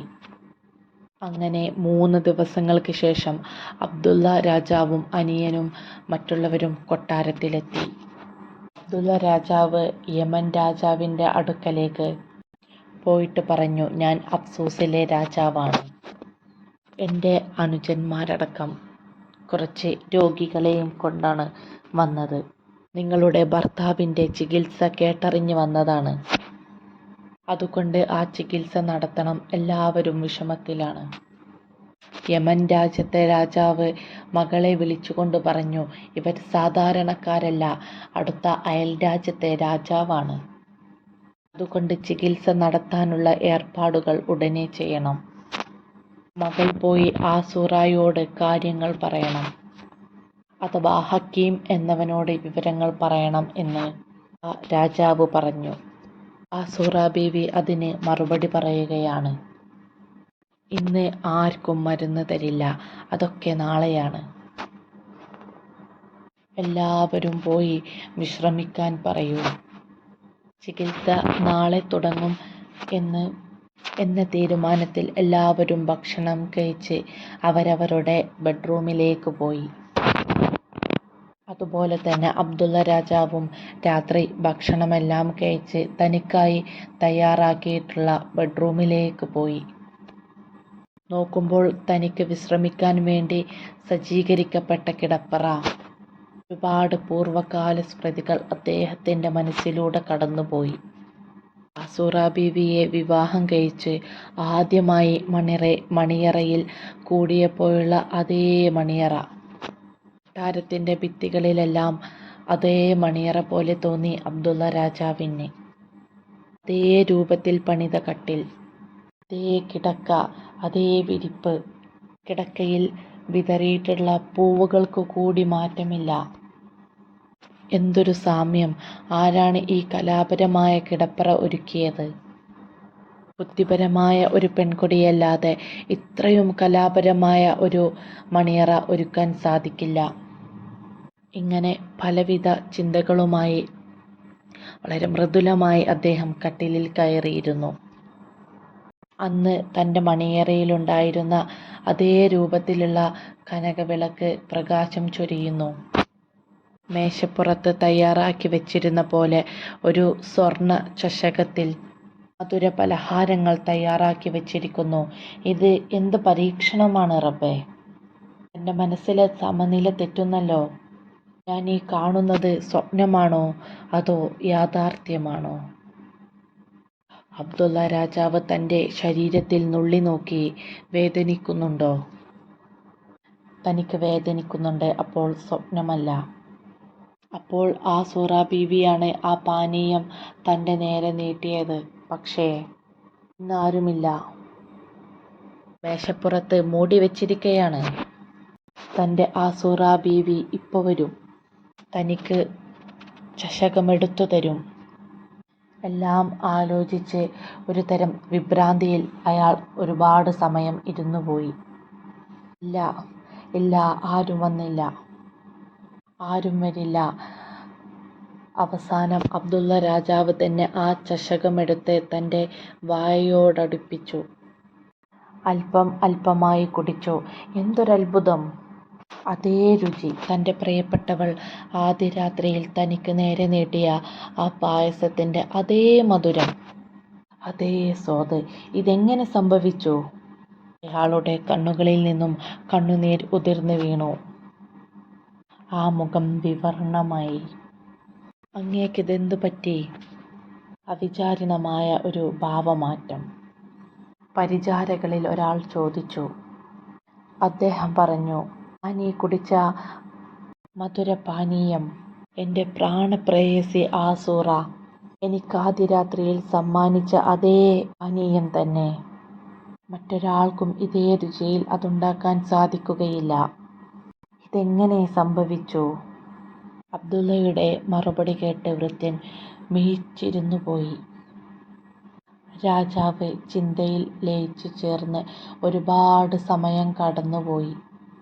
ഒരു പോള കണ്ണടക്കാൻ അദ്ദേഹത്തിന് സാധിച്ചില്ല. നേരം പുലർന്നു. ദിനചര്യകൾക്ക് ശേഷം അംഗസ്നാനം വരുത്തി അദ്ദേഹം സുബ്ഹ് നിസ്കരിച്ചു. നിസ്കാരപ്പായയിലിരുന്ന് സർവശക്തനെ സ്തുതിച്ചു. സെക്കൻഡുകൾ പിന്നെയും കഴിഞ്ഞുപോയി. എവിടെ നിന്നോ മധുരമായ സ്വരനാദം. ഖുർആൻ പാരായണം അദ്ദേഹത്തിൻ്റെ കർണപുടങ്ങളിൽ അലയടിക്കുകയാണ്. രാജാവ് ഞെട്ടിത്തരിച്ചുപോയി. ആസൂറ ബീവിയുടെ അതേ സ്വരം. തൻ്റെ കൂടെയായിരുന്നപ്പോൾ എത്ര വൈകിക്കിടന്നാലും നേരത്തെ സുബഹിക്ക് തന്നെ ബീവി എഴുന്നേൽക്കുമായിരുന്നു. എന്നിട്ട് മനോഹരമായ ശൈലിയിൽ ഖുർആൻ പാരായണം ചെയ്യും. ആസൂറയുടെ ഖുർആൻ പാരായണം കേട്ട് എല്ലാം മറന്ന് താൻ എത്ര നേരമാണ് ഇരുന്നിട്ടുള്ളത്. ഇപ്പോൾ താൻ ഈ കേൾക്കുന്ന ശബ്ദം ആസൂറയുടേത് തന്നെയല്ലേ? അല്ല, അവൾ മരിച്ചുപോയിരിക്കുന്നു. നിഷ്ഠൂരന്മാർ അവളെ കൊലയ്ക്ക് കൊടുത്തു. പിന്നെ ഞാൻ ഈ കേൾക്കുന്നത് ആരുടെ ശബ്ദമാണ്? അയാൾ പരിചാരകരിൽ ഒരാളെ വിളിച്ച് ഖുർആൻ പാരായണം ചെയ്യുന്നത് ആരാണെന്ന് അന്വേഷിച്ചു. അത് രാജകുമാരിയുടെ ഭർത്താവ് ഹക്കീമിൻ്റെ ഖുർആൻ പാരായണമാണ്. ഭൃത്യൻ്റെ മറുപടി അബ്ദുള്ളയെ അത്ഭുതപ്പെടുത്തി. തൻ്റെ ആസൂറയുടെ അതേ ശബ്ദമാണല്ലോ ഹക്കീമിന് ലഭിച്ചത്. ഈ ബംഗ്ലാവിൽ വന്നത് മുതൽ എൻ്റെ ആസൂറയെക്കുറിച്ചുള്ള ഓർമ്മകൾ എൻ്റെ മനസ്സിൽ നിറഞ്ഞു നിൽക്കുകയാണ്. ഇതെന്തൊരു പരീക്ഷണമാണ് റഹ്മാനേ! അയാൾ അള്ളാഹുവിനെ വിളിച്ച് പ്രാർത്ഥിക്കുകയാണ്. ആസൂറ ബീവിയുടെ ഓർമ്മകൾ ഉണർത്തുന്ന ഒരു രാവ്. അബ്ദുള്ള രാജാവിന് ആ ബംഗ്ലാവിലെ താമസം അതാണ് സമ്മാനിച്ചത്.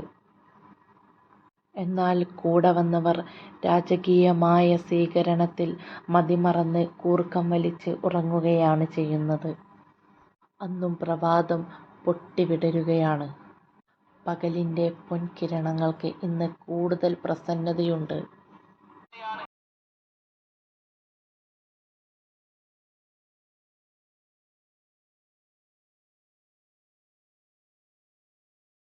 എന്തായിരിക്കും കാരണം? ആനന്ദകരമായ ഒരു സുദിനം.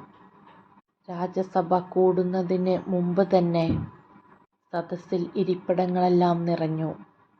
എല്ലാവരുടെയും ഹൃദയത്തിൽ ശുഭകരമായ എന്തോ ഒന്ന് നടക്കാൻ പോകുന്നതിൻ്റെ സൂചനകളുണ്ടായിരുന്നു. പക്ഷെ ആർക്കും എന്താണിവിടെ നടക്കുക എന്നതിൻ്റെ ഒരു രൂപവുമില്ല. എല്ലാവരും വരാൻ പോകുന്ന നിമിഷങ്ങളെ ആകാംക്ഷയോടെ കാത്തിരിക്കുകയാണ്.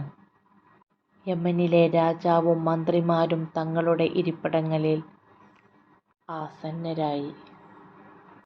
ബീവി ആസൂറ റളിയല്ലാഹു അൻഹ രാജസദസ്സിലേക്ക് തനിക്ക് പ്രത്യേകമായുള്ള സ്ഥാനത്തേക്ക് ഒരു മറയുടെ പിന്നിലിരുന്നു. രാജകീയാതിഥികൾക്കും അവരുടെ സ്ഥാനമാനങ്ങൾക്കും അനുസൃതമായ ഇരിപ്പിടങ്ങൾ നൽകിയിരിക്കുന്നു. എല്ലാവരും ഇരുന്നു കഴിഞ്ഞു. തങ്ങളുടെ രോഗവിവരങ്ങൾ ഓരോരുത്തരായി ചുരുക്കി വിവരിക്കാൻ ബീവി കൽപ്പിച്ചു. അങ്ങനെ ആദ്യമായി അബ്ദുറഹ്മാൻ തൻ്റെ കണ്ണിൻ്റെ രോഗത്തെക്കുറിച്ച് വിവരിച്ചു. പിന്നീട് 4 സേവകർ, പ്രഭുവിൻ്റെ വീട്ടിലെ വേലക്കാരൻ, 300 ദീനാർ നൽകിയ മോചിപ്പിക്കപ്പെട്ടവൻ, കപ്പിത്താൻ തുടങ്ങിയ എല്ലാ രോഗികളും തങ്ങളെ അലട്ടിയിരിക്കുന്ന മാറാരോഗങ്ങളെക്കുറിച്ച് വിവരണം നടത്തി. ബീവിയും രാജാവും സദസ്സും എല്ലാം അവരുടെ രോഗവിവരങ്ങൾ കേട്ടു. ബീവി എന്തെങ്കിലും ഉടൻ പ്രതിവിധി ചെയ്യും. അവരെല്ലാം ഇത്രയും കാലം അലട്ടിക്കൊണ്ടിരുന്ന രോഗങ്ങൾ സുഖപ്പെടും. അങ്ങനെയൊരു പ്രതീക്ഷയായിരുന്നു സദസ്സിലുള്ളവർക്കെല്ലാം. ഹക്കീമിനെ അത്ര കണ്ട് അവർക്കെല്ലാം വലിയ മതിപ്പായിരുന്നു. പക്ഷേ അവരുടെയെല്ലാം പ്രതീക്ഷകൾക്ക് വിപരീതമായാണ് കാര്യങ്ങൾ നീങ്ങിയത്. രോഗവിവരങ്ങൾ കേട്ട ശേഷം ബീവി പറഞ്ഞു, ജീവിതത്തിൽ വിശുദ്ധിയാണ് മനുഷ്യർക്ക് ആവശ്യം. സത്യസന്ധത വിശുദ്ധിക്ക് മാറ്റുകൂട്ടുന്നു. പാപപങ്കിലമായ ജീവിതത്തിന് പലപ്പോഴും ഐഹിക ശിക്ഷ തന്നെ ലഭിക്കുന്നത് കാണാം. നിങ്ങളുടെയെല്ലാം രോഗവിവരങ്ങളിൽ നിന്നും എല്ലാവരും അതിനീചമായ എന്തോ ഒരു അപരാധം ചെയ്തിരിക്കുന്നുവെന്ന് ഞാൻ കരുതുന്നു. മാത്രവുമല്ല, അവ ഒന്നിനോടൊന്ന് ബന്ധപ്പെട്ട് കിടക്കുന്നുവോ എന്നുകൂടി ഞാൻ സംശയിക്കുന്നു. അതുകൊണ്ട് നിങ്ങൾ ഓരോരുത്തരും അവരവർ പ്രവർത്തിച്ച നീചപ്രവൃത്തികളെ ഈ രാജസദസ്സിൻ്റെ മുന്നിൽ വെച്ച് തുറന്നു പറയണം. അതിനുശേഷം പ്രതിവിധിയെക്കുറിച്ച് ആലോചിക്കുന്നതായിരിക്കും കൂടുതൽ ഫലപ്രദമെന്ന് എനിക്ക് തോന്നിയിരിക്കുന്നു. ആ പ്രസ്താവന കേട്ട് എല്ലാവരും മിഴിച്ചിരിക്കുകയാണ്. ഒരു സൂചി വീണാൽ ശബ്ദം കേൾക്കുന്ന വിധം ശ്മശാന മൂകതയാണിവിടെ. ആരും ഒന്നും തന്നെ ഉരിയാടിയില്ല. അബ്ദുള്ള രാജാവാണ് ആ നിശബ്ദതയെ മുറിച്ച്. അദ്ദേഹത്തിൻ്റെ മനസ്സിൽ കാര്യമായ എന്തോ ഒരു സംശയം കൂടിയിരിക്കുന്നു. എന്താണതിൻ്റെ രഹസ്യം? എത്ര ആലോചിച്ചിട്ടും ഒരു പിടിയും കിട്ടുന്നില്ല. അയാൾ സഹോദരൻ്റെ നേർക്ക് നോക്കി ഗർജിച്ചു, അബ്ദുറഹ്മാനെ, ഹക്കീം പറഞ്ഞത് കേട്ടില്ലേ? എന്താണ് നീ ചെയ്ത തെറ്റ്? ആദ്യം അത് തന്നെ പറയൂ. എനിക്ക് നിന്നെക്കുറിച്ച് കാര്യമായ സംശയമുണ്ട്. സഹോദരൻ്റെ കൽപ്പന കേട്ട് അബ്ദുറഹ്മാൻ ഭയപ്പെട്ടു. താൻ ഭയപ്പെട്ട നിമിഷങ്ങൾ നിശ്ചരിക്കാതെ വന്നു ചേർന്നിരിക്കുകയാണ്. എല്ലാ തെറ്റുകളും ഏറ്റുപറയേണ്ട സമയം ഇവിടെ ആസന്നമായിരിക്കുന്നു. ഭ്രാന്തിയിൽ അബ്ദുറഹ്മാൻ വിയർത്ത് കുളിച്ചു. അയാൾ മൊഴിഞ്ഞു തുടങ്ങി, ഞാൻ മഹാപാപിയാണ്. അത് തുറന്നു പറയാനുള്ള മനക്കരുത്ത് എനിക്കില്ല. അതുമാത്രമല്ല, അത് ഞാൻ തുറന്നു പറഞ്ഞാൽ എൻ്റെ സഹോദരൻ ഈ സദസ്സിൻ്റെ മുന്നിൽ വെച്ച് തന്നെ എന്നെ പിച്ചി ചീന്തും എന്നെനിക്ക് നല്ല ഭയമുണ്ട്. സഹോദരൻ്റെ വാക്കുകൾ കേട്ട് അബ്ദുള്ള രാജാവിൻ്റെ ധമനികളിലൂടെ രക്തം ഇഴച്ചു കയറി.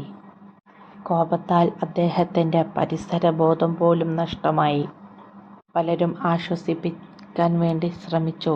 നിങ്ങൾ സമാധാനമായിരിക്കുക, എല്ലാറ്റിനും റബ്ബ് പരിഹാരം കാണിച്ചു തരും. യമനിലെ രാജാവ് എഴുന്നേറ്റ് നിന്ന് അബ്ദുറഹ്മാനോടായി പറഞ്ഞു, ഇവിടെ എൻ്റെ അധികാരപരിധിക്കുള്ളിലാണ്. ഇവിടെ വെച്ച് നിങ്ങളെ ആരും ഒന്നും ചെയ്യില്ല. അതുകൊണ്ട് യഥാർത്ഥ സംഭവങ്ങൾ തുറന്ന് പറഞ്ഞ് മാപ്പപേക്ഷിക്കാൻ ഞാൻ നിങ്ങളോട് ആജ്ഞാപിക്കുകയാണ്. രാജാവിൻ്റെ കൽപ്പന കേട്ട് അവർ ഓരോരുത്തരായി തങ്ങളുടെ അപരാധങ്ങൾ തുറന്നു പറയാൻ തുടങ്ങി. ആദ്യം പറയാൻ തുടങ്ങിയത് അബ്ദുറഹ്മാനാണ്. സഹോദരൻ അബ്ദുള്ള രാജാവ് ഹജ്ജിന് പോയപ്പോൾ രാജ്യവും കുടുംബവും തന്നെ ഏൽപ്പിച്ചാണ് പോയത്. സഹോദരൻ്റെ ഭാര്യയെ മാനഭംഗപ്പെടുത്താൻ ശ്രമിച്ച് പരാജയപ്പെട്ടപ്പോൾ കള്ളക്കഥകൾ കെട്ടിച്ചമച്ച് കല്ലെറിഞ്ഞു കൊന്ന എല്ലാ കാര്യങ്ങളും അയാൾ തുറന്നു പറഞ്ഞു. അബ്ദുറഹ്മാനോടൊപ്പം ബീവിയെ നശിപ്പിക്കാൻ ശ്രമിച്ച മറ്റു 4 പേരുടെയും മൊഴികൾ ഇത്തരത്തിലുള്ളതായിരുന്നു. സദസ്യർ ആശ്ചര്യത്തോടു കൂടി അതെല്ലാം കേട്ടുകൊണ്ടിരുന്നു. അബ്ദുള്ള രാജാവിൻ്റെ ഹൃദയത്തിൽ മറ്റുള്ള കാര്യങ്ങൾ, വിവിധ വിചാരങ്ങൾ അലയടിച്ചിരുമ്പി. സഹോദരങ്ങളെയും മറ്റുള്ളവരെയും കൊലപ്പെടുത്താനുള്ള ദേഷ്യം അയാൾക്കുണ്ടായിരുന്നു. പക്ഷേ എന്ത് ചെയ്യാം, ഇതെൻ്റെ അധികാരപരിധിയിൽപ്പെട്ട സ്ഥലമല്ലല്ലോ എന്ന് കരുതി അദ്ദേഹം ഒരു വിധത്തിൽ അദ്ദേഹത്തിൻ്റെ കോപം അടക്കിവെക്കുകയാണുണ്ടായത്. ബാക്കി കഥകൾ കേൾക്കാൻ ആകാംക്ഷഭരിതരായി കാതുകൂർപ്പിച്ചിരിക്കുകയാണ്. തുടർക്കഥ പോലെ അടുത്ത അധ്യായം പറഞ്ഞത് ബീവിയെ അദ്ദുകുഴിയിൽ നിന്നും രക്ഷിച്ച പ്രഭുവാണ്. പ്രഭു ഓരോന്നോരോന്നായി വിശദീകരിക്കാൻ തുടങ്ങി. പ്രഭുവിൻ്റെ സംഭാഷണത്തിൽ നിന്നും ആസൂറ ബീവി മരിച്ചിട്ടില്ലെന്ന് വ്യക്തമായി. അബ്ദുള്ള രാജാവിൻ്റെ മനസ്സിൽ സന്തോഷത്തിൻ്റെ 1000 വെള്ളി നിലാവുദിച്ചു. എവിടെയായിരിക്കും തൻ്റെ ബീവി?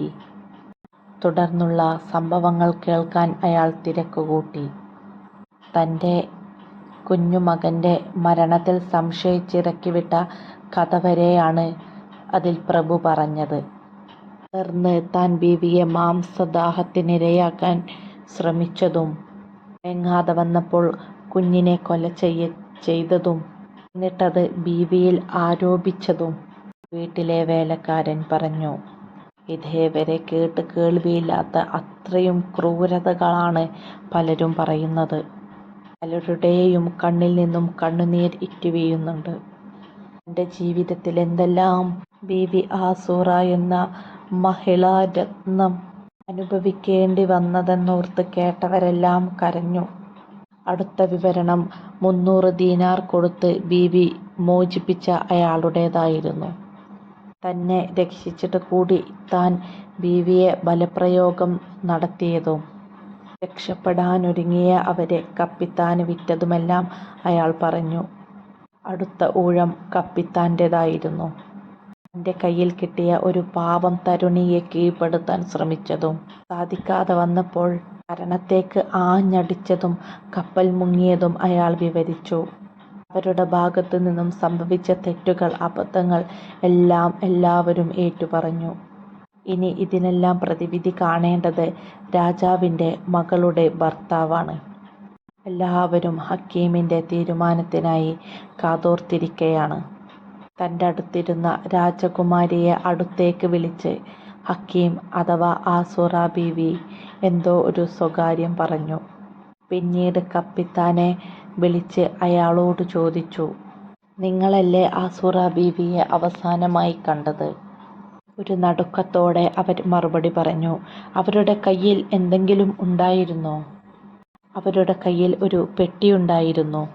അവർ അത് എപ്പോഴും ഭദ്രമായി കൈവശം വെക്കുന്നതായി ഞാൻ ഓർക്കുന്നു. ആ പെട്ടി കണ്ടാൽ നിങ്ങൾ തിരിച്ചറിയുമോ? തീർച്ചയായും. നേരത്തെ രഹസ്യം പറയുമ്പോൾ ആ രാജകുമാരി ആ പെട്ടിയെ അവിടെ ഹാജരാക്കി. ഇത് തന്നെയാണല്ലോ ബീവിയുടെ കയ്യിലുണ്ടായിരുന്ന പെട്ടി? അതെ. ആസൂറ ബീവി ഹക്കീം അരമനയുടെ അനന്തപുരയിലേക്ക് നടന്നു മറഞ്ഞു. ഹക്കീം അന്തപുരത്തിലേക്ക് പോയിട്ട് സമയമേറെയായി. എല്ലാവരും ഉറ്റുനോക്കിക്കൊണ്ടിരിക്കുകയാണ്, കാണുന്നില്ല. അപ്പോഴാണ് പുതുവസ്ത്രങ്ങളുമണിഞ്ഞ് സന്തോഷമായി അന്തപുരത്തിൽ നിന്നും ബീവി ആസൂറ ഇറങ്ങി വന്നത്. അബ്ദുള്ള രാജാവ് അത്ഭുതപ്പെട്ടു. ബീവി തൻ്റെ കഥകളെല്ലാം സദസ്യരുടെ മുന്നിൽ വ്യക്തമാക്കി. മറ്റുള്ളവർ പറഞ്ഞതും ബീവി പറഞ്ഞതും എല്ലാം ഒരേ കാര്യങ്ങൾ. എല്ലാവർക്കും സത്യമെല്ലാം ബോധ്യമായി. അവിശ്വസനീയമായ വാർത്ത കേൾക്കുന്നത് പോലെ പലരും നിശ്ചലരായി നിന്നുപോയി. അബ്ദുള്ള രാജാവ് ബീവിയുടെ അരികിലേക്ക് ഓടിയണഞ്ഞു. ആസൂറ, എൻ്റെ പ്രിയപ്പെട്ടവളെ, ഇതാ നോക്കൂ, നിന്റെ പ്രിയപ്പെട്ട ഭർത്താവാണ്. എന്നെ നീ അറിയില്ലേ? എന്താ നീ എന്നോടൊന്നും മിണ്ടാത്തത്? അങ്ങയെ ഞാൻ കാണുന്നുണ്ട്, അങ്ങ് പറഞ്ഞതെല്ലാം കേൾക്കുന്നുമുണ്ട്. പക്ഷേ ഈ പരീക്ഷണങ്ങളെല്ലാം അതിജീവിച്ച എനിക്ക് ഇനിയൊരു സൗഭാഗ്യ ജീവിതമില്ല. എൻ്റെ മരണത്തെ ഞാൻ മുന്നിൽ കാണുന്നു. അനന്തരം ആസൂറ ബീവി തന്നെ ഹദ്ദുകുഴിയിൽ നിന്നും രക്ഷിച്ച പ്രഭുവിന് നേരെ തിരിഞ്ഞുകൊണ്ട് ചോദിച്ചു, അല്ലയോ മഹാമനസ്കനായ പ്രഭുവര്യ, അങ്ങയുടെ പിഞ്ചോമന മകനെ കഴുത്തറത്തു കൊന്ന പാപി ഈ സദസ്സിലുണ്ട്. അവന് എന്ത് ശിക്ഷയാണ് നിങ്ങൾ കൊടുക്കാൻ ഉദ്ദേശിക്കുന്നത്? ഞാൻ എല്ലാം അള്ളാഹുവിലേക്ക് അർപ്പിച്ചിരിക്കുന്നു. ഈ ദിവസം യാതൊരു പ്രതികാരത്തിനും ഞാൻ മുതിരുന്നില്ല. അനന്തരം അവിടെ കൂടിയ രോഗികളോട് ആസൂറ ബീവി പറഞ്ഞു, നിങ്ങൾ എന്നോട് ചെയ്ത ക്രൂരതകളെല്ലാം ഞാൻ നിങ്ങളോട് ക്ഷമിച്ചിരിക്കുന്നു. അവർക്കെല്ലാം വേണ്ടി ബീവി രോഗശമനത്തിന് വേണ്ടി ദുആ ചെയ്തു. അള്ളാഹുവിനോട് സകല പാപങ്ങളും ഏറ്റുപറഞ്ഞു നാഥൻ്റെ മുന്നിൽ പൊട്ടിക്കരയുകയാണ്. ബീവിയെ കണ്ടവരെല്ലാം വലിയൊരു കഥയുടെ ചുരുളഴിഞ്ഞു വീണത് കണ്ട് ആശ്ചര്യഭരിതരായി നിൽക്കുകയാണ്. ആഗതരെല്ലാം പിരിഞ്ഞുപോയി. അബ്ദുള്ള രാജാവ് വീണ്ടും ബീവിയെ സമീപിച്ചു. നീ എന്താണ് എന്നോടിങ്ങനെ കനിവില്ലാതെ പെരുമാറുന്നത്? നിന്നെ മാത്രം ചിന്തിച്ചുകൊണ്ടാണല്ലോ ഞാൻ ഇത്രയും കാലം ജീവിച്ചത്. ഇപ്പോൾ തമ്മിൽ കണ്ടുമുട്ടിയപ്പോൾ എന്തേ എൻ്റെ വേദന നീ മനസ്സിലാക്കാത്തത്? ഭർത്താവിൻ്റെ വേദന തുളുമ്പുന്ന സംസാരം കേട്ട് ബീവി പറഞ്ഞു, അങ്ങ് ക്ഷമിക്കണം. ഐഹികമായ എൻ്റെ സകല ആശകളും അവസാനിച്ചിരിക്കുന്നു. എൻ്റെ ശേഷിക്കുന്ന ജീവിതത്തിൽ ഇനിയൊരു ദാമ്പത്യത്തിൻ്റെ ആവശ്യമില്ല. അങ്ങ് എൻ്റെ അന്ത്യാഭിലാഷങ്ങൾ നിറവേറ്റിത്തരണം. സുഹറ രാജകുമാരിയെ അഥവാ യമനിലെ രാജാവിൻ്റെ മകളെ അങ്ങ് വിവാഹം കഴിക്കണം. മാനസികമായ വേദനയോടുകൂടി അബ്ദുള്ള രാജാവ് അത് കേൾക്കേണ്ടി വന്നു. ബീവിയുടെ ആവശ്യത്തിന് വഴങ്ങിക്കൊണ്ട് മനസ്സില്ലാ മനസ്സോടെയാണെങ്കിലും അബ്ദുള്ള രാജാവ് ആ വിവാഹത്തിന് സമ്മതിച്ചു. അങ്ങനെ യമനിലെ സുഹറ രാജകുമാരിയുടെയും അബ്ദുള്ള രാജാവിൻ്റെയും വിവാഹം നടന്നു. അധിക ദിവസം കഴിഞ്ഞില്ല, ബീവി രോഗശയ്യയിലായി. ബീവിയുടെ ഊഹം തെറ്റിയില്ല. ബീവിയെ തേടി അസ്രായീൽ അലൈഹിസ്സലാം വന്നു. 1000 ത്യാഗത്തിൻ്റെ ചരിത്രം രചിച്ച ആ മഹത്വത്തിൻ്റെ പ്രതീകം എന്നേക്കുമായി ഈ ലോകത്തോട് വിട പറഞ്ഞു. ഇന്നാ ലില്ലാഹി വ ഇന്നാ ഇലൈഹി റാജിഊൻ. അല്ലാഹുവേ, ആ മഹദിയോടൊപ്പം നാളെ നീ ഞങ്ങളെയും സ്വർഗ്ഗത്തിൽ ഒരുമിപ്പിക്കണമേ നാഥാ.